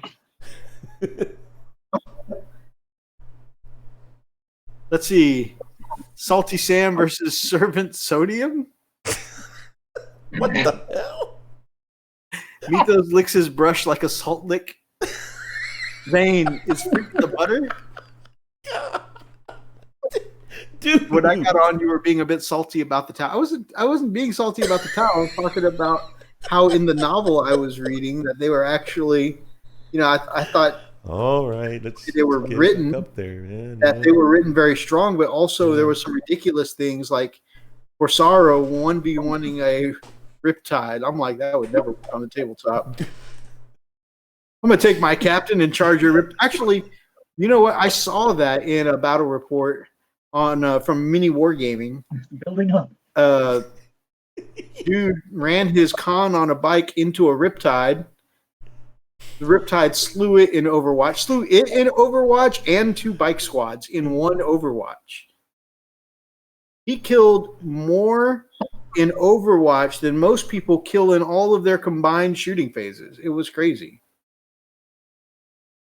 That particular day, I was feeling kind of salty about how.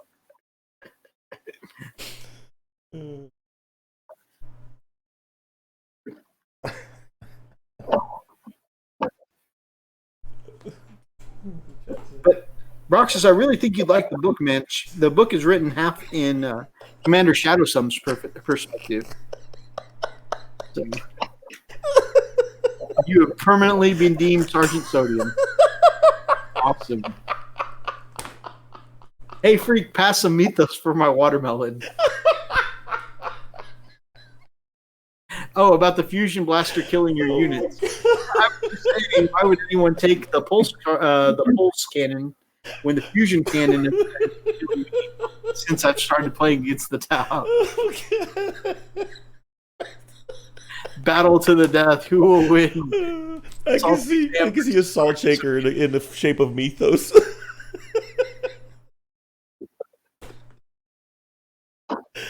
Oh God!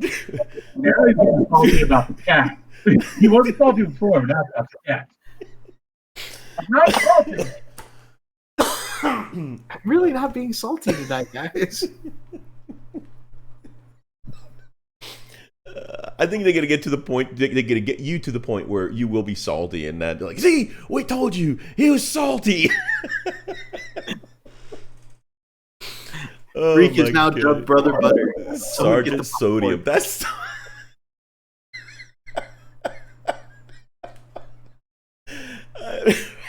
Damn it, I lost focus and had a misstrike under my white armor. Sergeant Sodium. That sounds like something from Captain Kangaroo.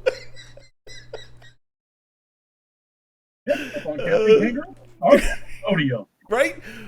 Hey kids, meet Sergeant Sodium. Hi kids, remember Sodium is great. Sounds like the less intimidating version of the wrestler Sergeant Slaughter. Right? Oh my gosh. Anyways, yeah, so those were some of the things that caught my eye. The chaplain changes, the transports. Going back to our main topic, does anybody else have any questions about the Space Marine Codex? Freak, was there anything you wanted to know about? No, I'm eventually going to break down and get the thing. It's funny. I was sharing with Mythos how I had just gone out and no, you know what? That's not fair. I was about to say, that was at the beginning of 8th, bro. It wasn't yet. I know. And right at the beginning of 8th, right? I ran out and got my codex, and I was like so upset when they came out with the new codex. Like, oh my gosh, I can't believe it. That's another $40+ I'm gonna have to spend. But it dawned on me that on the same channel here, I was complaining that GW was putting out all these erratas and all these updates, but they were doing it on PDFs, and I was like, come on, I really would wish that they would put them together in a stinking look, revise it and throw it out there. I'll spend the money. I'm like, oh crap. So yeah, I kind of put my foot in my mouth there. So, but yeah, I'm gonna eventually just break down and get my my codex. I'm really looking forward to it because I love the fact that now my Marines are going to be a little more effective, and I think they're going to have that similar effectiveness as they were seen mostly in lore. Because for me, especially after reading the first couple of books on Heresy novel, that these are the guys, dude. So it's pretty exciting to see. So anyway, it's kind of nice that at least they're getting something back. They're getting a little more. So pretty stoked about that. So yeah, I'm gonna break down and get the stupid codex, and just gonna be some time though, because man, the cash, man, the cash. So that brings me your want to see them like the superhumans that they are in the lore. I've got something for you. Yeah, go for it. Have you heard of the new stratagem, transhuman physiology? Okay. That's the first I'm hearing of it. Okay, give me just a second to put down the brush, and I'll read you the entry from the book. Sweet. Because it is something, it's a stratagem, so you got to spend the command points on it. But I think you're going to like this one. I mean, you're thinking 1 or 2 command points, or? I think it's just 1, but I could be wrong. Freaking cool. No, actually, I think it's too good to be just 1. It's got to be more. Yeah, that's what I was thinking, because if it's going to be pretty BA. But it definitely gives them that superhuman feel. Yeah. And that's what I want to see again, man. I want to see these guys, like they were designed, like they were made, tower over normal mortals, Okay. Give me just a second, put some soap on this brush. I don't want to mess up my new ghost brush. Oh, you got it, man. We'll throw a little elevator music here to wait you out here. There we go.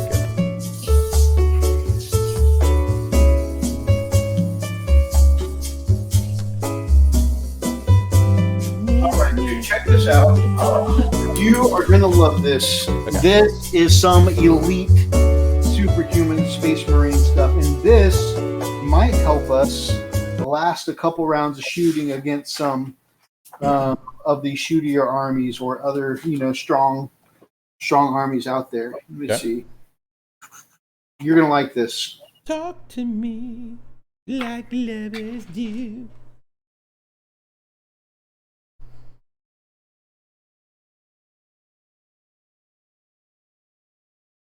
Transhuman physiology. It's 2 command points. Okay. Use this stratagem when Adeptus Astartes unit from your army that is not a vehicle or servitor is chosen for an attack. Okay. Till the end of the phase, when resolving an attack made against that unit, end of the phase, Right. a whole shooting phase or a whole attack phase. Right. And you can't spend the same stratagem in each phase, but when it changes phases, you can go back and spend it again. Right. I'm not saying you should, but I'm just saying it's possible. Right. Till the end of that phase, for attacks made against this unit, an unmodified roll of 1 through 3 always fails. So, and I'm just going to, since Roxas brought it back up, let's take the Fusion Blaster, for example. Okay. Targeting my cavalry, okay? I think that's a strength 10 weapon, right? So on cavalry, it's wounding them on 2s. Okay? Not anymore. I spend transhuman physiology, 2 command points, boom. On 1 through 3, it always fails. So now all of a sudden they have to wound on 4 up. You're forcing them into a 4 up situation. That's 50-50. You've got a much better chance of surviving. And that's just to wound. Right. Then you got your save on top of it. So think about this. Okay. you got a storm shield on Lysander, let's say. Right. Okay, somebody's dropped some plasma blasters, -4 AP. This is some character killing bullshit. They're gonna light you up with those with those hell blasters that they stuck in the transport and parked in your back line. Right? They're gonna light you up with some plasma. Okay, you roll transhuman physiology. Normally, when they overcharge, they're gonna be wounding you on 2+. Boom, you're forcing them into a 4+. That means they're gonna miss half of their wounds. Then on top of that, you got that 3-up storm shield save on Lysander. And let's say it's not Lysander. Let's say you've customized your own captain, right? Mm-hmm. Let's say that you gave him Tenacious Survivor and you've got that 6-up Feel No Pain. Mm-hmm. Because now they're going to miss half their wounds on you. Plus you've got that 3-up Invul save. Plus you've got that 6-up Feel No Pain. You feel me? Damn. You could really, really survive some shit. I mean, that would actually be really good against Necrons. Necrons, Tau. I mean, it's one phase, so let's not get too crazy. Yeah, But but I mean, that's why I said definitely Necrons, not Tau. If it's one unit that you're like, this unit needs to survive, Yeah, boom, that's a great time to use it. that is really good. Huh. That's something to think about. Did y'all notice that the aggressors in Ultramarines can always double tap? Interesting. Aggressors and Ultramarines? How do you mean? For bolters? That's a combo that they do because I can't remember if it's their chapter tactic or what, but something makes it so that way they can shoot as if they did not move. And then aggressors. I can't remember if it's chapter. I don't think it's the chapter tactic. I think it's a stratagem. Hmm. But so you mix that with the aggressors. If they didn't move, they get to double tap. So if they move as if they didn't move, Mm-hmm. and then they get to double tap because they quote unquote didn't move, you know what I'm saying? Right. That could be pretty awesome. Or maybe a warlord trait. I'm not sure. Hmm. Let's see.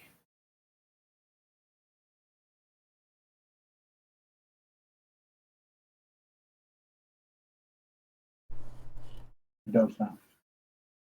Right now.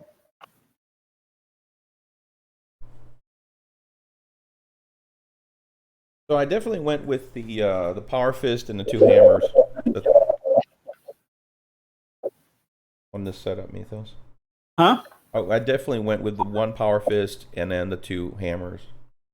Okay. I didn't know if you were going to put both hammers in the same squad or if you wanted to save the hammer for the pack leader, the other one, because I've got 3 Power Fists to bring you. Okay. But I mean, you can do whatever you like. I mean, I've got two squads, so Right. And you can mix them and match them. yeah. That's pretty cool. Yeah, I'm starting to see it now, and after seeing yours and a couple others online, I think it'll work out. There is this is the best time to put heavy weapons on your cavalry, okay? Mhm. Because they do the bigger damage, right? Your hammers do 3, your fists do D3. Right. What puts a lot of people off using them is that they've got the heavy rule, right? Right. So you're adding 1 to the hit roll. Right. But if you look at that, Space Wolves, because they get +1 on the charge, negates on the turn that they are charged, or they do a heroic intervention. Right, So so it that's negates the negative. Then is basically what you're Exactly. saying. Okay. On top of that, now with Shock Assault, your cavalry are getting 3 swings apiece, 4 on the pack leader, okay? Because that +1 attack from Shock Assault. Mhm. So now that's a lot of hits with that negated heavy effect because of the Space Wolves ability. So now you are pretty guaranteed to have all of those hits. So let's say just a standard squad of 3. That's 2 at 3 swings. Pack leader at 4. That's 10 swings right there for potential 3 damage apiece. Hmm. So I mean, that's potential 36 damage in that one fight phase. Then on top of that, your mounts get to attack. Now they're Right. only going to be 1 damage at a time. They're only going to be AP -1. strength 5. But to me, I never plan on that damage. That's always planned on the mount damage being extra as a bonus. Right. I mean, it's still not bad. It's strength 5, minus 1 AP, but Sure. it still counts. I mean, but it's that you're right. That's lanyap. That's extra. So really, the bulk of it's going to come from the rider. Man, that's pretty crazy. Archer says that you were talking about how the physiology of a Space Marine, they're supposed to be, badasses. And Right. Archer says in the Heresy books, they talk about the Astartes being functionally immortal. Yeah. Oh. Mythos starring as Sergeant Sodium in The Last French Fry.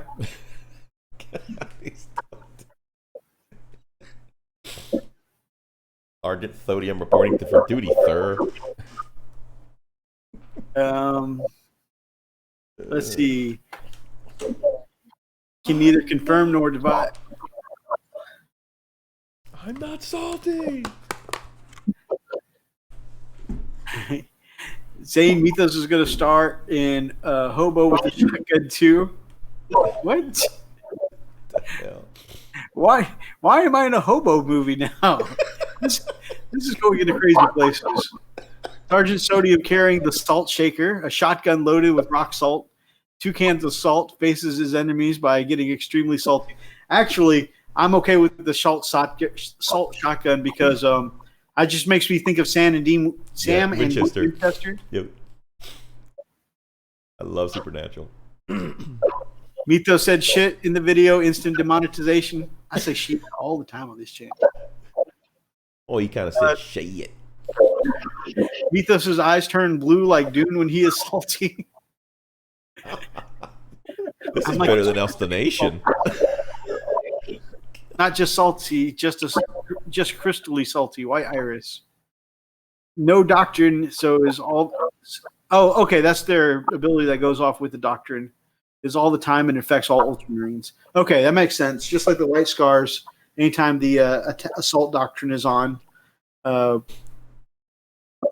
we get something else. Oh yeah, we get 1 more damage to all of our weapons. So White Scars in the assault doctrine, we get +1 damage. That means chain swords are hitting for 2 damage. Basic chain swords. Pretty cool. Brian says, okay, 13 more boys left and done. Getting anxious now. Winding down to that last little bit, my man. I think I might have an announcement come this October here in a couple months, Brother Brian, that you're going to like. James Meek, he's back, says, Atomic Dog, how's it going? And he's getting tired of the heat. Totally has my sympathy. Will you, Matt, tell us to imagine Mythos? Well, you tell us to imagine Mythos, so we are. That's fair. Scions of Gilliman is the name of the doctrine. That's right. Thank you, Running Bear. Hey, the community's got this knowledge, baby. Yep. Oh, I always trust that anytime I say something wrong on this channel, somebody will correct me real quick. Yeah. Just like I've been scarred into the correct way to say Sakaran. Don't be scarred. Don't be scarred.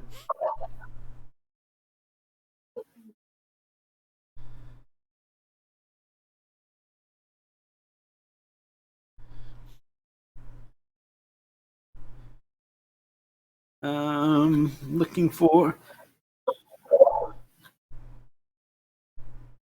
Warlord traits, relics of McCrag, war gear, stratagems, discipline, objectives. Okay. I don't see where it is in this supplement. I'm just going to take Running Bear's word on it instead of reading it out to you guys. Okay, one more thing I wanted to cover with you guys in the what if the nerd life is the corn kernels. So we apparently have to season the corn kernels, Freak. You and I, we got to season the nerd life. We have to season the nerd. A little butter and salt, baby. Yeah, Oh, yeah. I'm pretty sure they meant it that way, babe.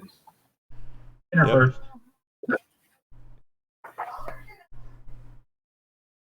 Because the buttered salt makes the kernel pop. Every day.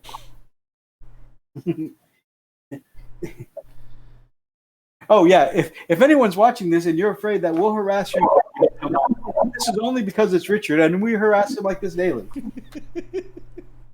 Actually, I sent him a commission to build a Tau gunship yesterday, and on the package, I didn't address it to the Nerd Life. I addressed it to Big Sexy. And here's the address. Here's the zip code. I think when Rose picked up the package for you that first time, I think she cracked up in laughter. You can imagine what the post office thinks. And you know what's funny? When she said, "And who's this package going to?" and she wrote the name on the package, I said, "It's going to Big Sexy Sessions." Lady didn't even blink an eye. She just wrote it down on the box. That's a professional. That's a professional. That's a professional. I'd have been like, what? Okay. His name's Carter Dell. One more change in the Space Marine Codex I wanted to bring you guys. So the standard of the Emperor Ascendant was considered an auto take in most Space Marine lists, especially you stick it next to your Hell Blasters, you get all the buffs from it. They've nerfed it severely. So a model with the Astartes banner ability only, if a model has the relic, add 3 inches to the range of that model's Astartes banner ability. When you take a morale test for a friendly chapter within 9 inches, do not roll a dice that automatically passes. In addition, subtract 1 from the leader characteristic of enemy units within 9 inches of that model. So that seems to be missing a whole ability from before.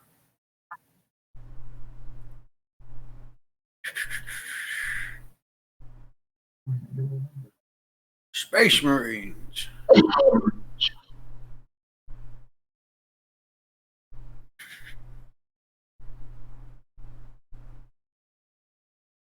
Man, I just had it right here.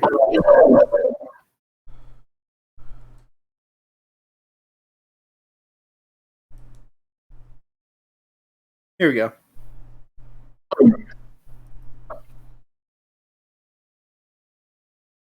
I just got to find the right page. But this is the last thing I want to cover from the news items. And at the very least, I want to hit the bikes and the hospitaller. Okay.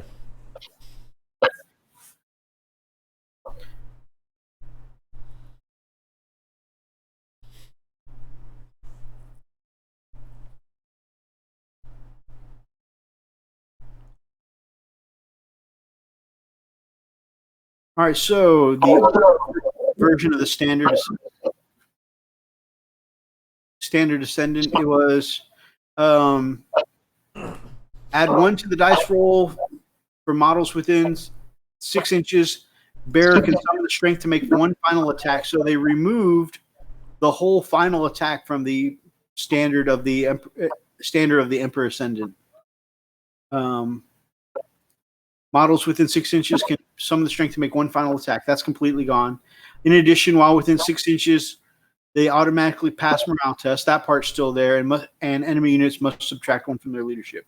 That part's still there. That's one of the things that tripped me out, was that ability to get 1 last shot in. And I mean, admittedly, people were abusing the heck out of it. You know, Hell Blasters that got to an extra shooting phase, Right. were like everybody's go-to. But that's not there anymore.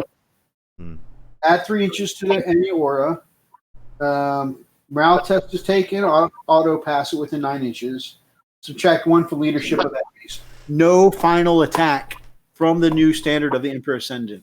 I think a lot of Space Marine players probably, don't get me wrong, I think the new book is great, but I think that a lot of Space Marine players are going to be mad about that.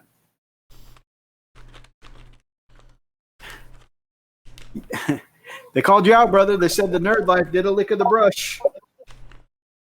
They said the Nerd Life did a lick. I think that's where it began. Oh, I think that man has more paint in his gut than anything else. the airbrush and everything else. Love to taste the paint. I wish the Vendread got the new prayers. It'd be so nice. Or the Chaplain Dread. Yeah, absolutely. That'd be great on a Chaplain Dread. With a stratagem that allows for sergeants to take certain relics, think of a master-crafted gauntlets on an aggressor sergeant. Man, master-crafted. So you'd have an aggressor gauntlet that's shooting, 3 times a piece and doing 2 damage? That'd be awesome. Hitting on 2s. I bet they wonder what the Hellchild is ordering from the Nerd Life at the post office. How do you address your packages, sir? Inquisitor Zane said the brush licking is spreading. It's a disease.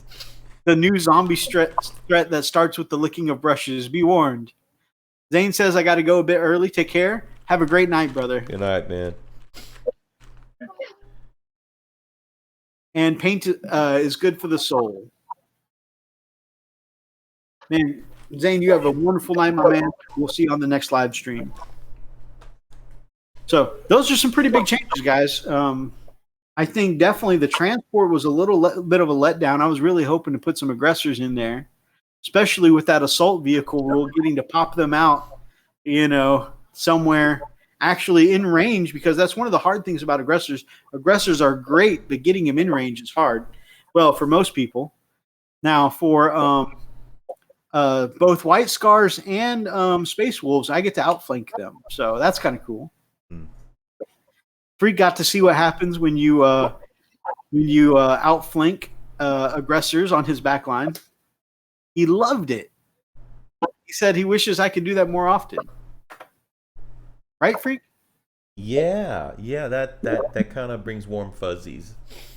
I like when we share memories. Memories. All right, Freak, you want to cut to the news? Are you free for the news, my brother? Yeah, let's do the news. Hold on. Oh, box out the way. All right. Let me get out of camera here. GW News. Okay, which one are we doing? I mean, we can do. I know we're a little past our usual time. I would like to hit the Hospitaller and the bikes. Okay, let me find those real quick. Hospitaller and bike.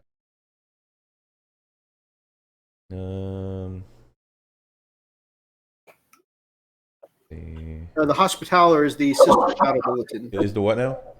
The Sisters Battle Bulletin. Okay, let's pull that helps one you up. find it. Yeah, let me pull that one up here. All right, let's do that one. Okay, GW News. Go. Now, Brother Richard, you're actually the one who showed me this one, knowing that I'm interested in it. What do you think of the new Sisters model? Dude, it is awesome. I love all the Sisters models they put out so far. I don't think I've seen one that I really don't like. I agree. I want. Now, don't get me wrong. I do think the Repentias. I do want, before I get the GW ones, I would rather get a squad of the Raging Heroes versions, because they match more closely the artwork that I'm used to seeing of Repentias, and they completely reimagined them a little bit for the new GW ones. So to match what's in my head, what I see in the artwork, I want to get some of the Raging Heroes ones of those. But overall, yes, I do love everything that they've done with the Sisters models so far. Can't wait to see the vehicles they put out, what they do with all that stuff too. Yeah, I mean, they've given us little snippets. Like, this is what a turret to it. This is what a door to it looks like. Yeah. But yeah, you're right. I would like to see the whole thing. All right, guys. Look at how detailed this model is. Beautiful sculpt. I like that they've got the bird flying with the parchment, kind of like on Celestine. They're continuing on that same kind of aesthetic with Celestine. And she's got like the little servo arm with the Narthesium on it. But look at this pose, Freak. I know. She's like holding out, her symbol of the Emperor and her book open, like, sorry, child, there's nothing more I can do for you. Let me say a prayer in the name of the Emperor. What I loved about it, it kind of gives it a paladin cleric look. I love that. I love the sculptor, and not only that, but it retains a level of femininity, but yet strength. Yes, It reminds I me agree. of. It just reminds me of Charity on the Dresden Files. Agreed. But also, it has a very like, it's a whole it's not just a model; it's a whole damn diorama. You Yeah. know, Yeah. that's one thing I love is it gives that feeling of reading someone their last rites. You Yeah. know, you're telling a story with just the sculpt. There's not even any paint on this yet. Yeah. Just the sculpt tells a story. And If scroll down to the next picture, if you could, please. Okay. Look at the close-up of the sister on the base. wow. Yeah, she did. She dead but dying. You know, she's outstretching that hand. You know, she's got that help me look going on. That's incredible. You know, the bolter she cast down where she lay when she fell. You know, the bullet.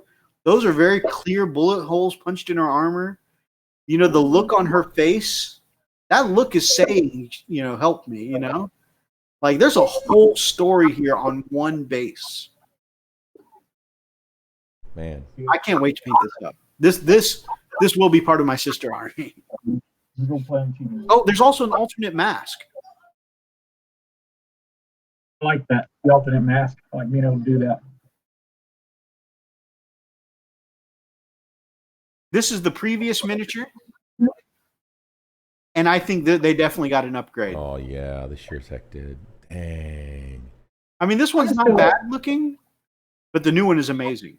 It's the Terminator, a part of the Terminator mask. Oh yeah, yeah. It kind of reminds me of like a cross between one of the Aggressor or Terminator masks. Also, kind of gives me kind of a Death Corps of Krieg kind of feel. Speaking of a man who's painted a lot of Death Corps of Krieg, Richard has painted many masks like this. Yeah. I'm staring at him right now. And Running Bear says I like some of the non-GW sister models better. That's what I was mentioning. As I like the entire range they've done so far. I think specifically for the Repentias, I do want some of the Raging Heroes ones. But this one right here, I definitely want to collection. I would We've got too. a Sister Amalia too that I need to paint up at some point. A Sister Amalia, a Celestine. I still need to get a Canoness Veridin. And I need to paint them all up in bloody rose colors, which I didn't realize was actually just corn red. On the books and artwork, it looks a little more like pinkish or rose colored. So I actually might do mine closer to the artwork on the book than the way that Duncan Rhodes paints his. Or was it peachy? Actually, I think it was peachy. Anyways. All right, and the last thing is something that I'm excited about as a White Scars player. I say player. I got 3 bikes in sub-assembly right here. You're a I player. call themselves a player. Player. Lay on, player. All right, which one is it? It's the one that says... It's the one I sent you twice. Gold, good as golden. Okay.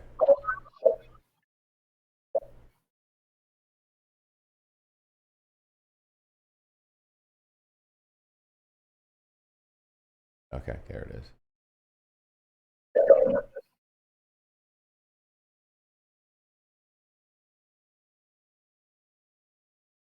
I can get to it. That ain't it. That ain't it. There we go. Dang it. Where is it?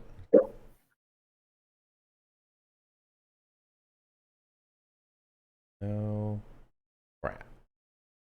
Where is it? No. Maybe it's this. No, it's not it. That one? No. What the heck? Oh, it's so annoying here. Problems, hermano? Yeah, I was trying to find this silly thing. Hold on, let me go back to OBS because OBS sees it. Good as golden cachet. I have the data cards. Does that count me as a player too? Man, if I'm calling myself a player and I got 3 half-full bikes, you damn sure a player. Yeah, dude. Oh, you and the I've got a card codex. already. Yeah, you already got the card. Yeah, you're a player. All right, let me see. Let me look at this up again. Hang on. Let me see where. Oh, there it is. Got it. Okay. I guess I can't really say player if I haven't played yet. So I'm a White Scars enthusiast. White Scars collector. All right. Oh yeah, I definitely am in the collector for sure. Look at this. That's so crazy. So something not a lot of people who don't play White Scars know is that there is a, and I know this is going to piss some people off because some people are like, no, Samael is supposed to have the last jet bike in all of the Imperium. That's fine. But there is actually a relic for the White Scars called the Wrath of the Heavens that you can, it doesn't outrightly say it's a jet bike. Okay, it doesn't. What it says is you can give your Khan on bike a bike that moves 16 inches and may pass over terrain and other models as if they were not there. I don't know. It says the Golden Kasheg are jet bike riding warriors. So, well, these are 30K models you're looking at. Oh, right. I know. It's all that. But so while it may not exactly say that the Wrath of Heavens is for sure a jet bike, what else do you know that can fly over other models and is in the form of a bike? Is that a so?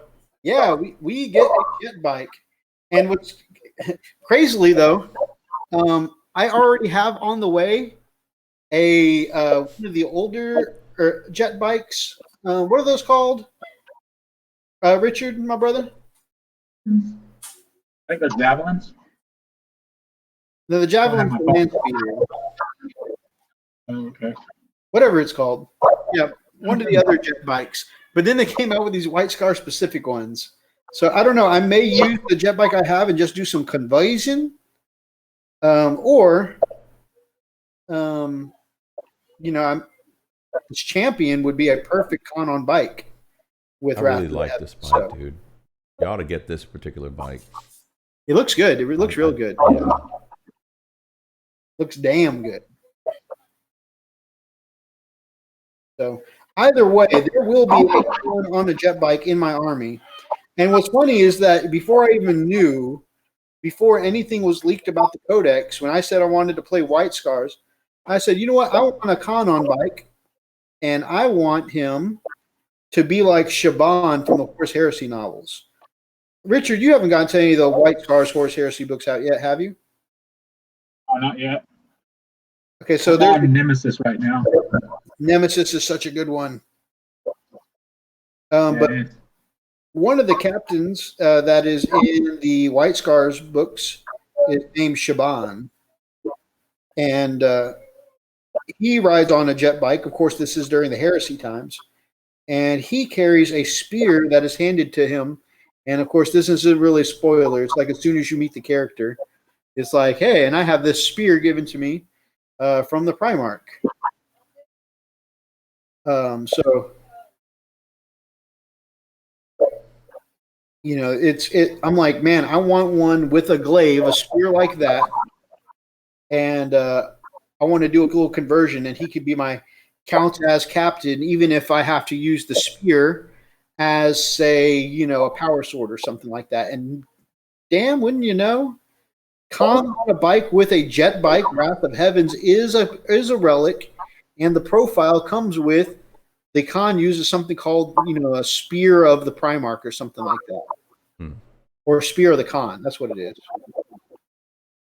So, I mean, it's like it was completely based around what I said I wanted to do for the conversion. I mean, this is my opportunity to make Shaban. Scimitar jet bike. There we go. Yeah, javelins are the land speeder. Yeah.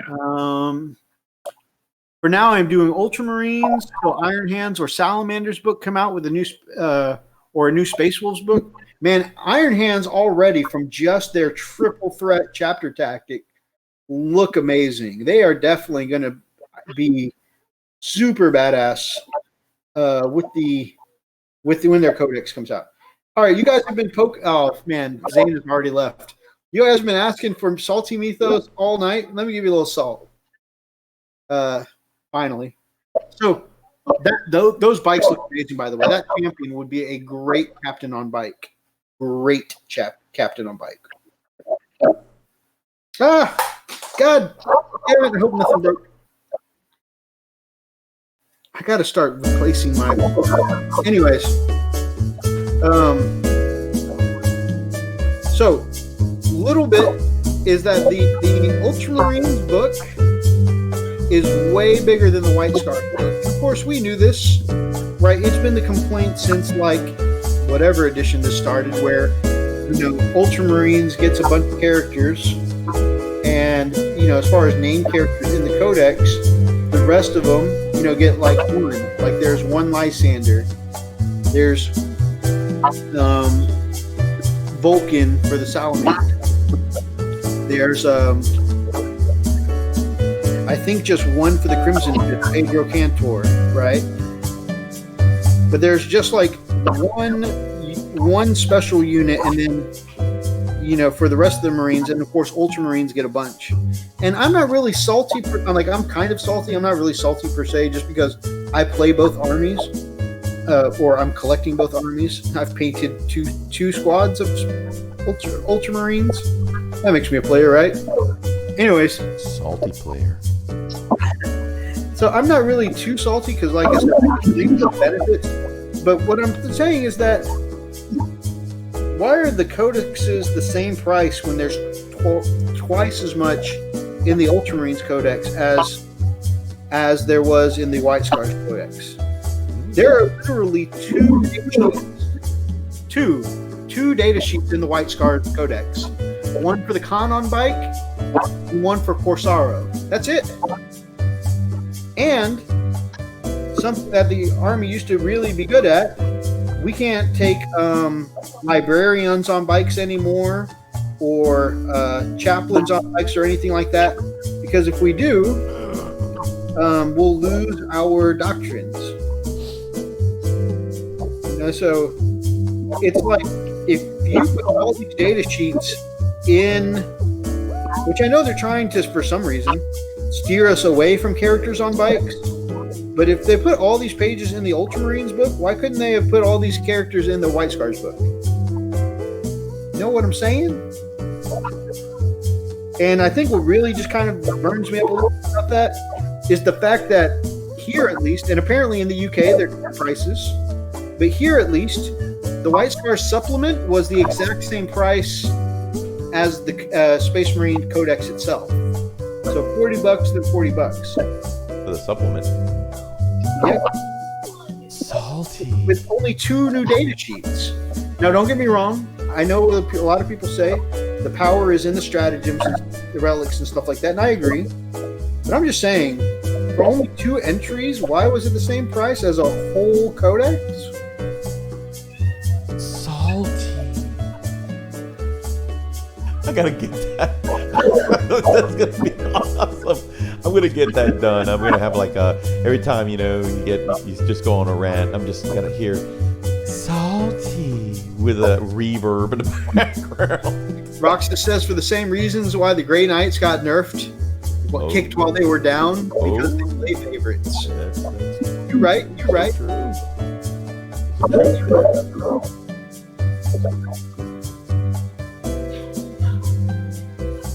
Roxas, man, you coming over tomorrow, man? Are we doing something? What are we doing?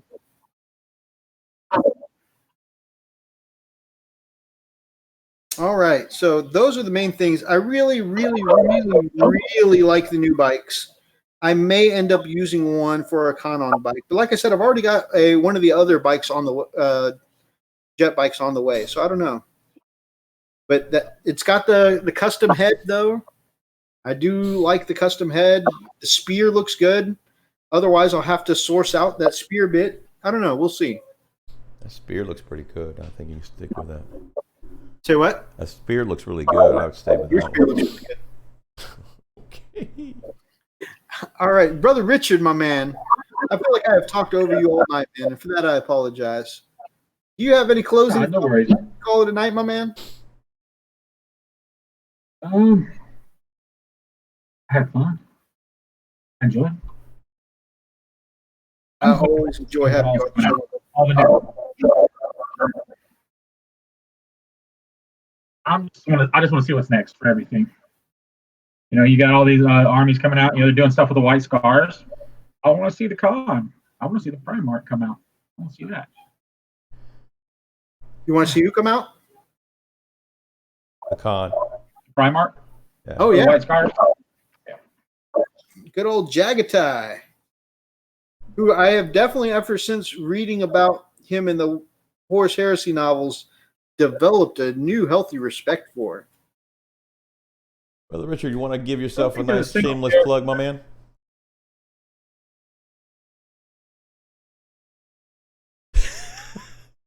Do you want to give yourself a nice shame? No, not that plug.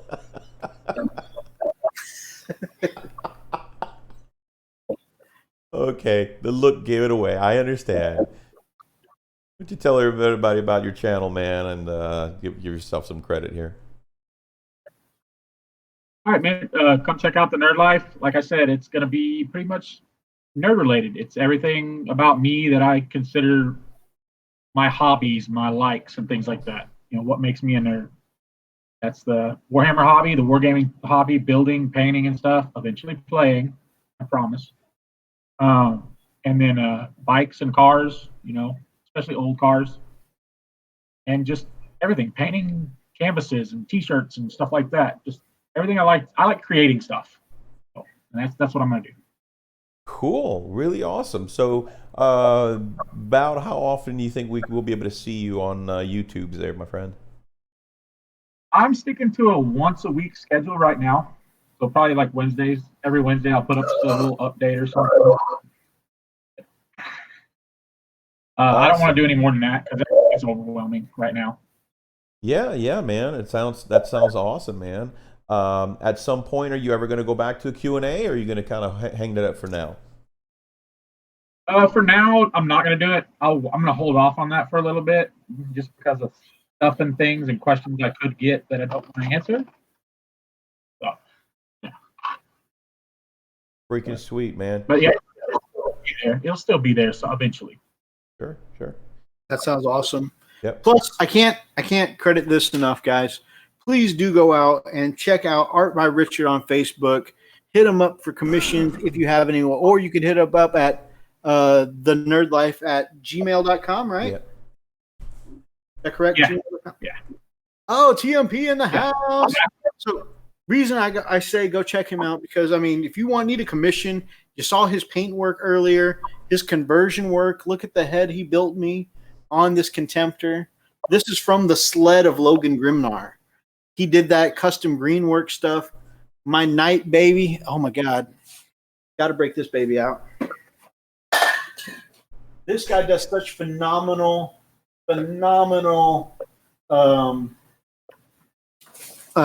commission work.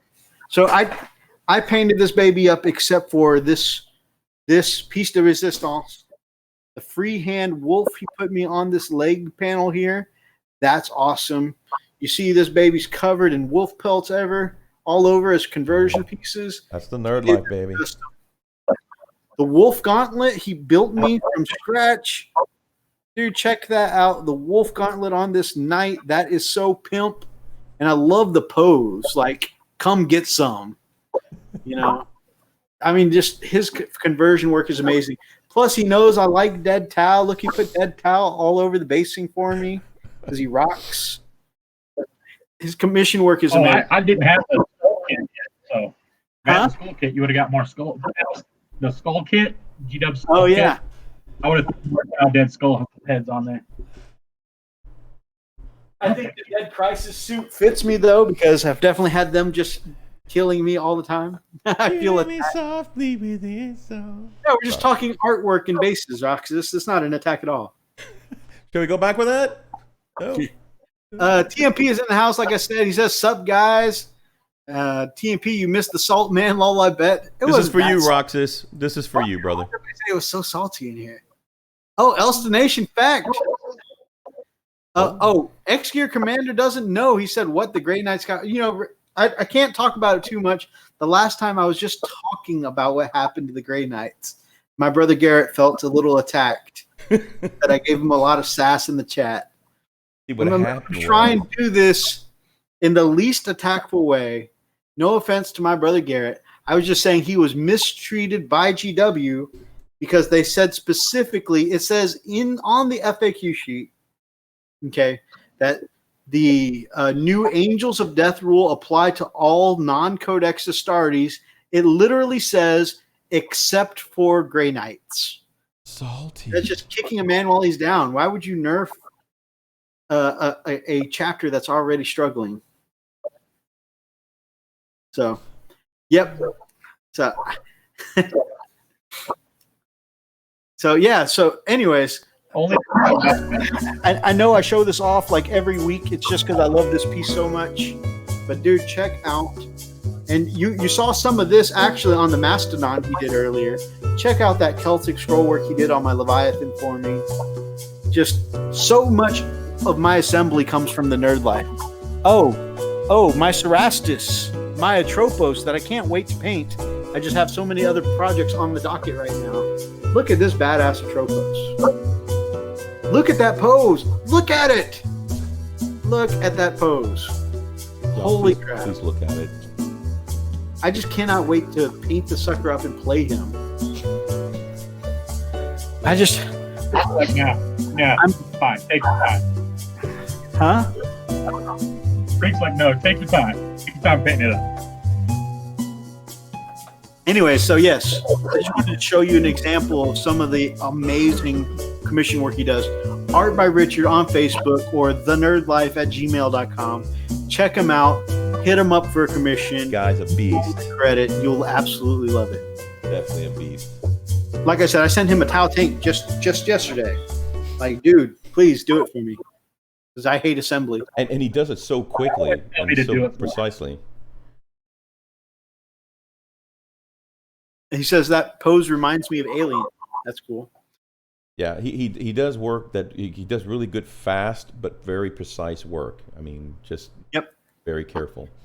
Also, my repulsor. I clipped out all the parts for my repulsor.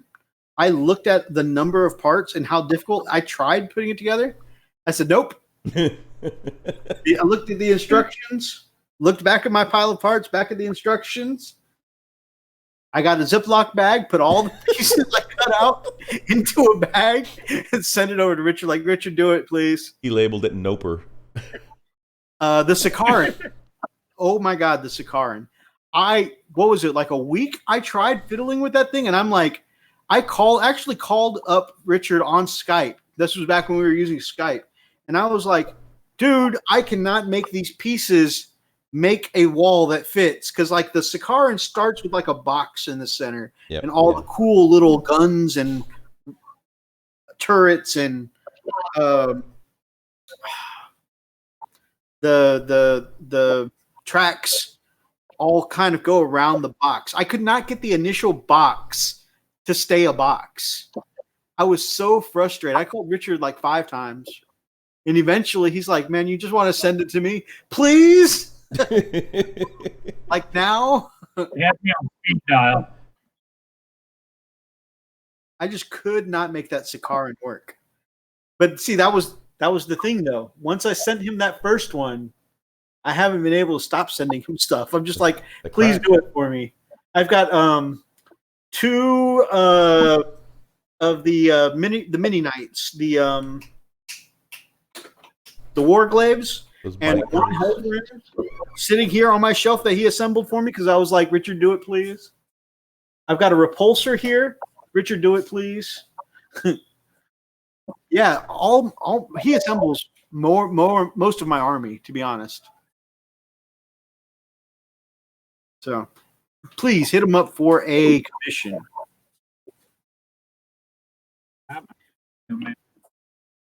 holler at me, and it's good. Even if it's a single model or something, I'm cool with that. Whatever you want. He's a beast mode on basing, man. Oh, and then if And you my decide, base will not skip and break. That's for sure. Boom. There you go. and if you decide you want to pay him a little extra for some freehand, man, having a tattoo artist do the freehand on your vehicles, on your Imperial Knights, I mean, it's so worth it. Yep. Most deaf. Speaking about You're conversions, making me blow. Brian says he's thinking of hitting up some Goodwill stores in search of some toy vehicles for orcification. It's half price day. Awesome. I remember the last time you did that as a conversion. It blew my mind. Oh, the Tonka truck or the little toy truck? Yeah. Yep. Talking about the commissions, Thomas says he built my Astraeus. And that's a pain in the butt model to put together, but you made it work. Yep. 2 repulsors for Archer. So there's a lot of people in this chat right now that already know the amazing work that the Nerd Life does. Running Bear says, speaking of models to put together, I hate Venom crawlers. And way back in the day for fantasy, I put together one of the scrap launchers and never again. Exactly. I've had definitely multiple models that I was just like, man, I never want to do assembly again. Richard's freehand is awesome, which coming from Clay Dog, who does amazing freehand as well. I mean, that's quite the compliment. So definitely check out the Nerd Life, his channel, all his previous content from even before his hiatus, and definitely go check him out, Art by Richard on Facebook. Hit him up for a commission. Most definitely. And I also want And to. I'm not going anywhere. Go ahead, Bo. I just said I'm not going anywhere this time. Yep, man's here to stay. I also want to take this time, since he's in the house right now, Brother Rob from the TMP. Want to let you guys know, and you've probably seen his. If you haven't, you probably haven't heard. If you have, you know that he is back. He is coming back. He's coming back hard, and he's coming back with a lot of good material, a lot of great stuff. He's a brother from another mother. He's an amazing, amazing guy, an amazing friend, and we're so excited to have him back into the YouTube community, back in, where he's doing, streams. So he's yet to announce when he's going to be on, but it's going to be pretty exciting to be able to see him back. And hey, we've we're pretty stoked, So we're rooting for you, my man, and we can't wait for you to get started again, and so it's going to be a lot of fun. So go check his channel out, guys. It's the TMP, Brother Rob, and man, go give him some love because he definitely deserves it.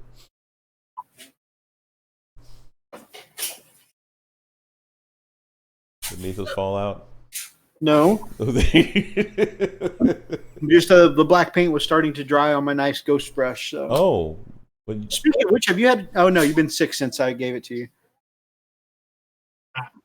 Yeah. What did you give to me? Gave it to me hard.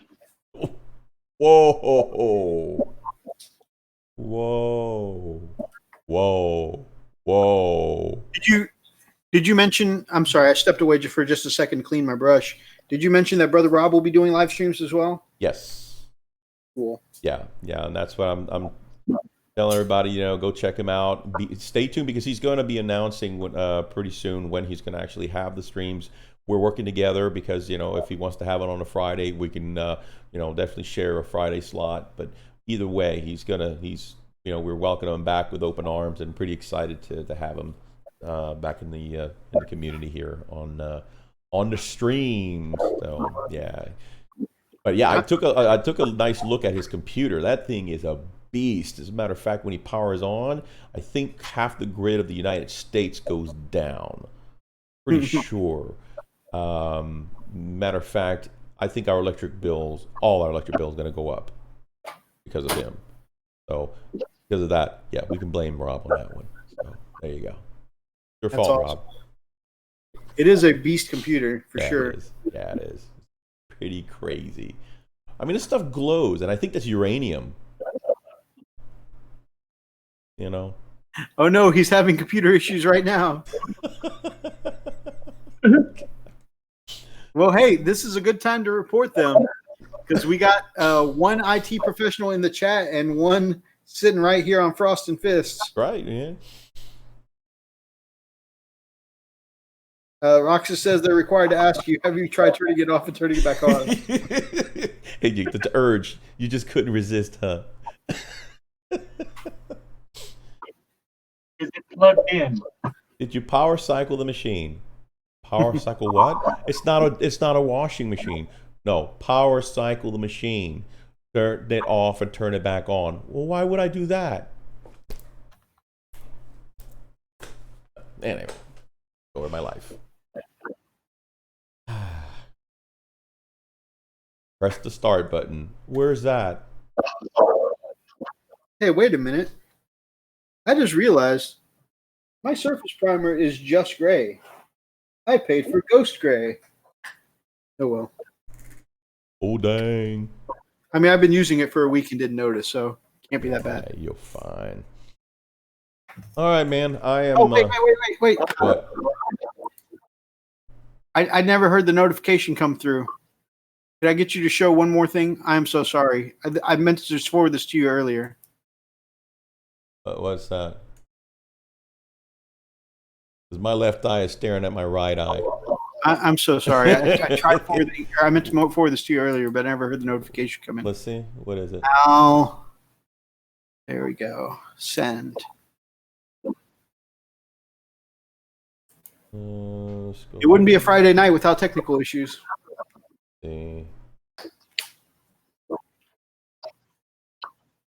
Oh, okay. Yeah, definitely. Hang on. Oh my God. That. Okay, hold on a second. See, that's gonna go on the art of the week.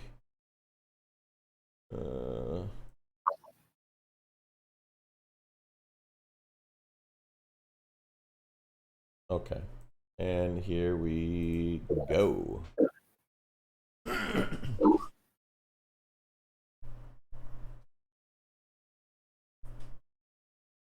don't know who did that one, man. Hey. That is some fresh freehand by Brother Thomas. Hell child.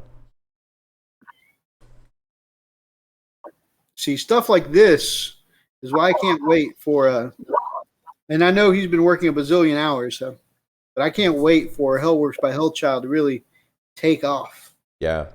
We're kind of encouraging him to get that YouTube channel started, man. Because he's He's going to be already a got the YouTube intro, man. beast. Yeah, he's a converting monster. The guy comes up with some and he adds the freehand to boot. Crazy. And you guys know it's going to be a good conversion when he goes, you know what? The funny place is starting to itch again. Yeah, it's definitely As soon a as good he says that, you know conversion's coming up. definitely a good notification that things are going to be banging. That's so cool. There you go. It finishes the fur and the pelt on top. Yep. Man, that's really going to rock. Yep.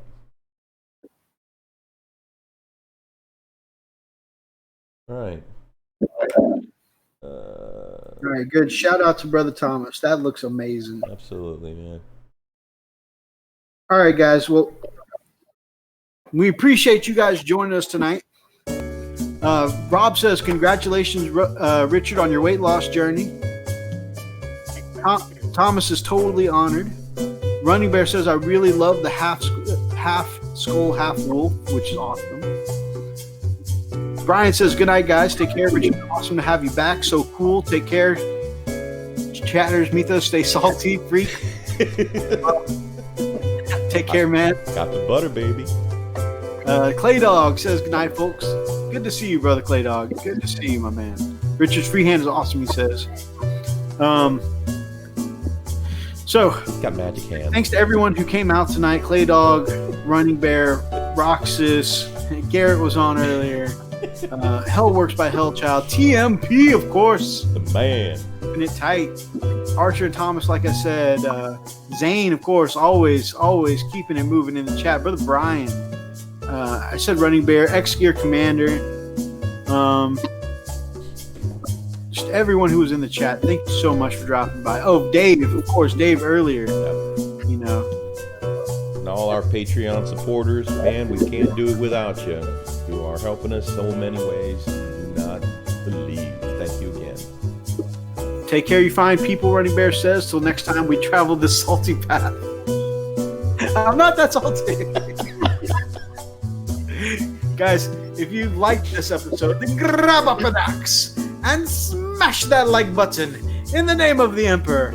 Of course, feel free to drop us some comments down below. Be part of any of these ridiculous, crazy conversations. And you know what? Please go down in the comments and let people know that I'm not that salty. He's salty. Anyways, if you guys feel free to drop over to our Patreon. We got some great content on there and see what we have to offer. Yep. We got tutorials. We got some behind the scenes stuff. We got some giveaways there. Feel free to drop by and just check it out. And of course, if you guys are not yet subscribed over to formerly Tattoo for You, but we call him now the Nerd Life, then go check him out. Hit him a sub. Hit that bell button. Let him know that the Frost and Fist sent you over. If you're not yet subscribed to our channel, then we would love to have you, that guy over there, and this guy, the Freakalicioso. Hi.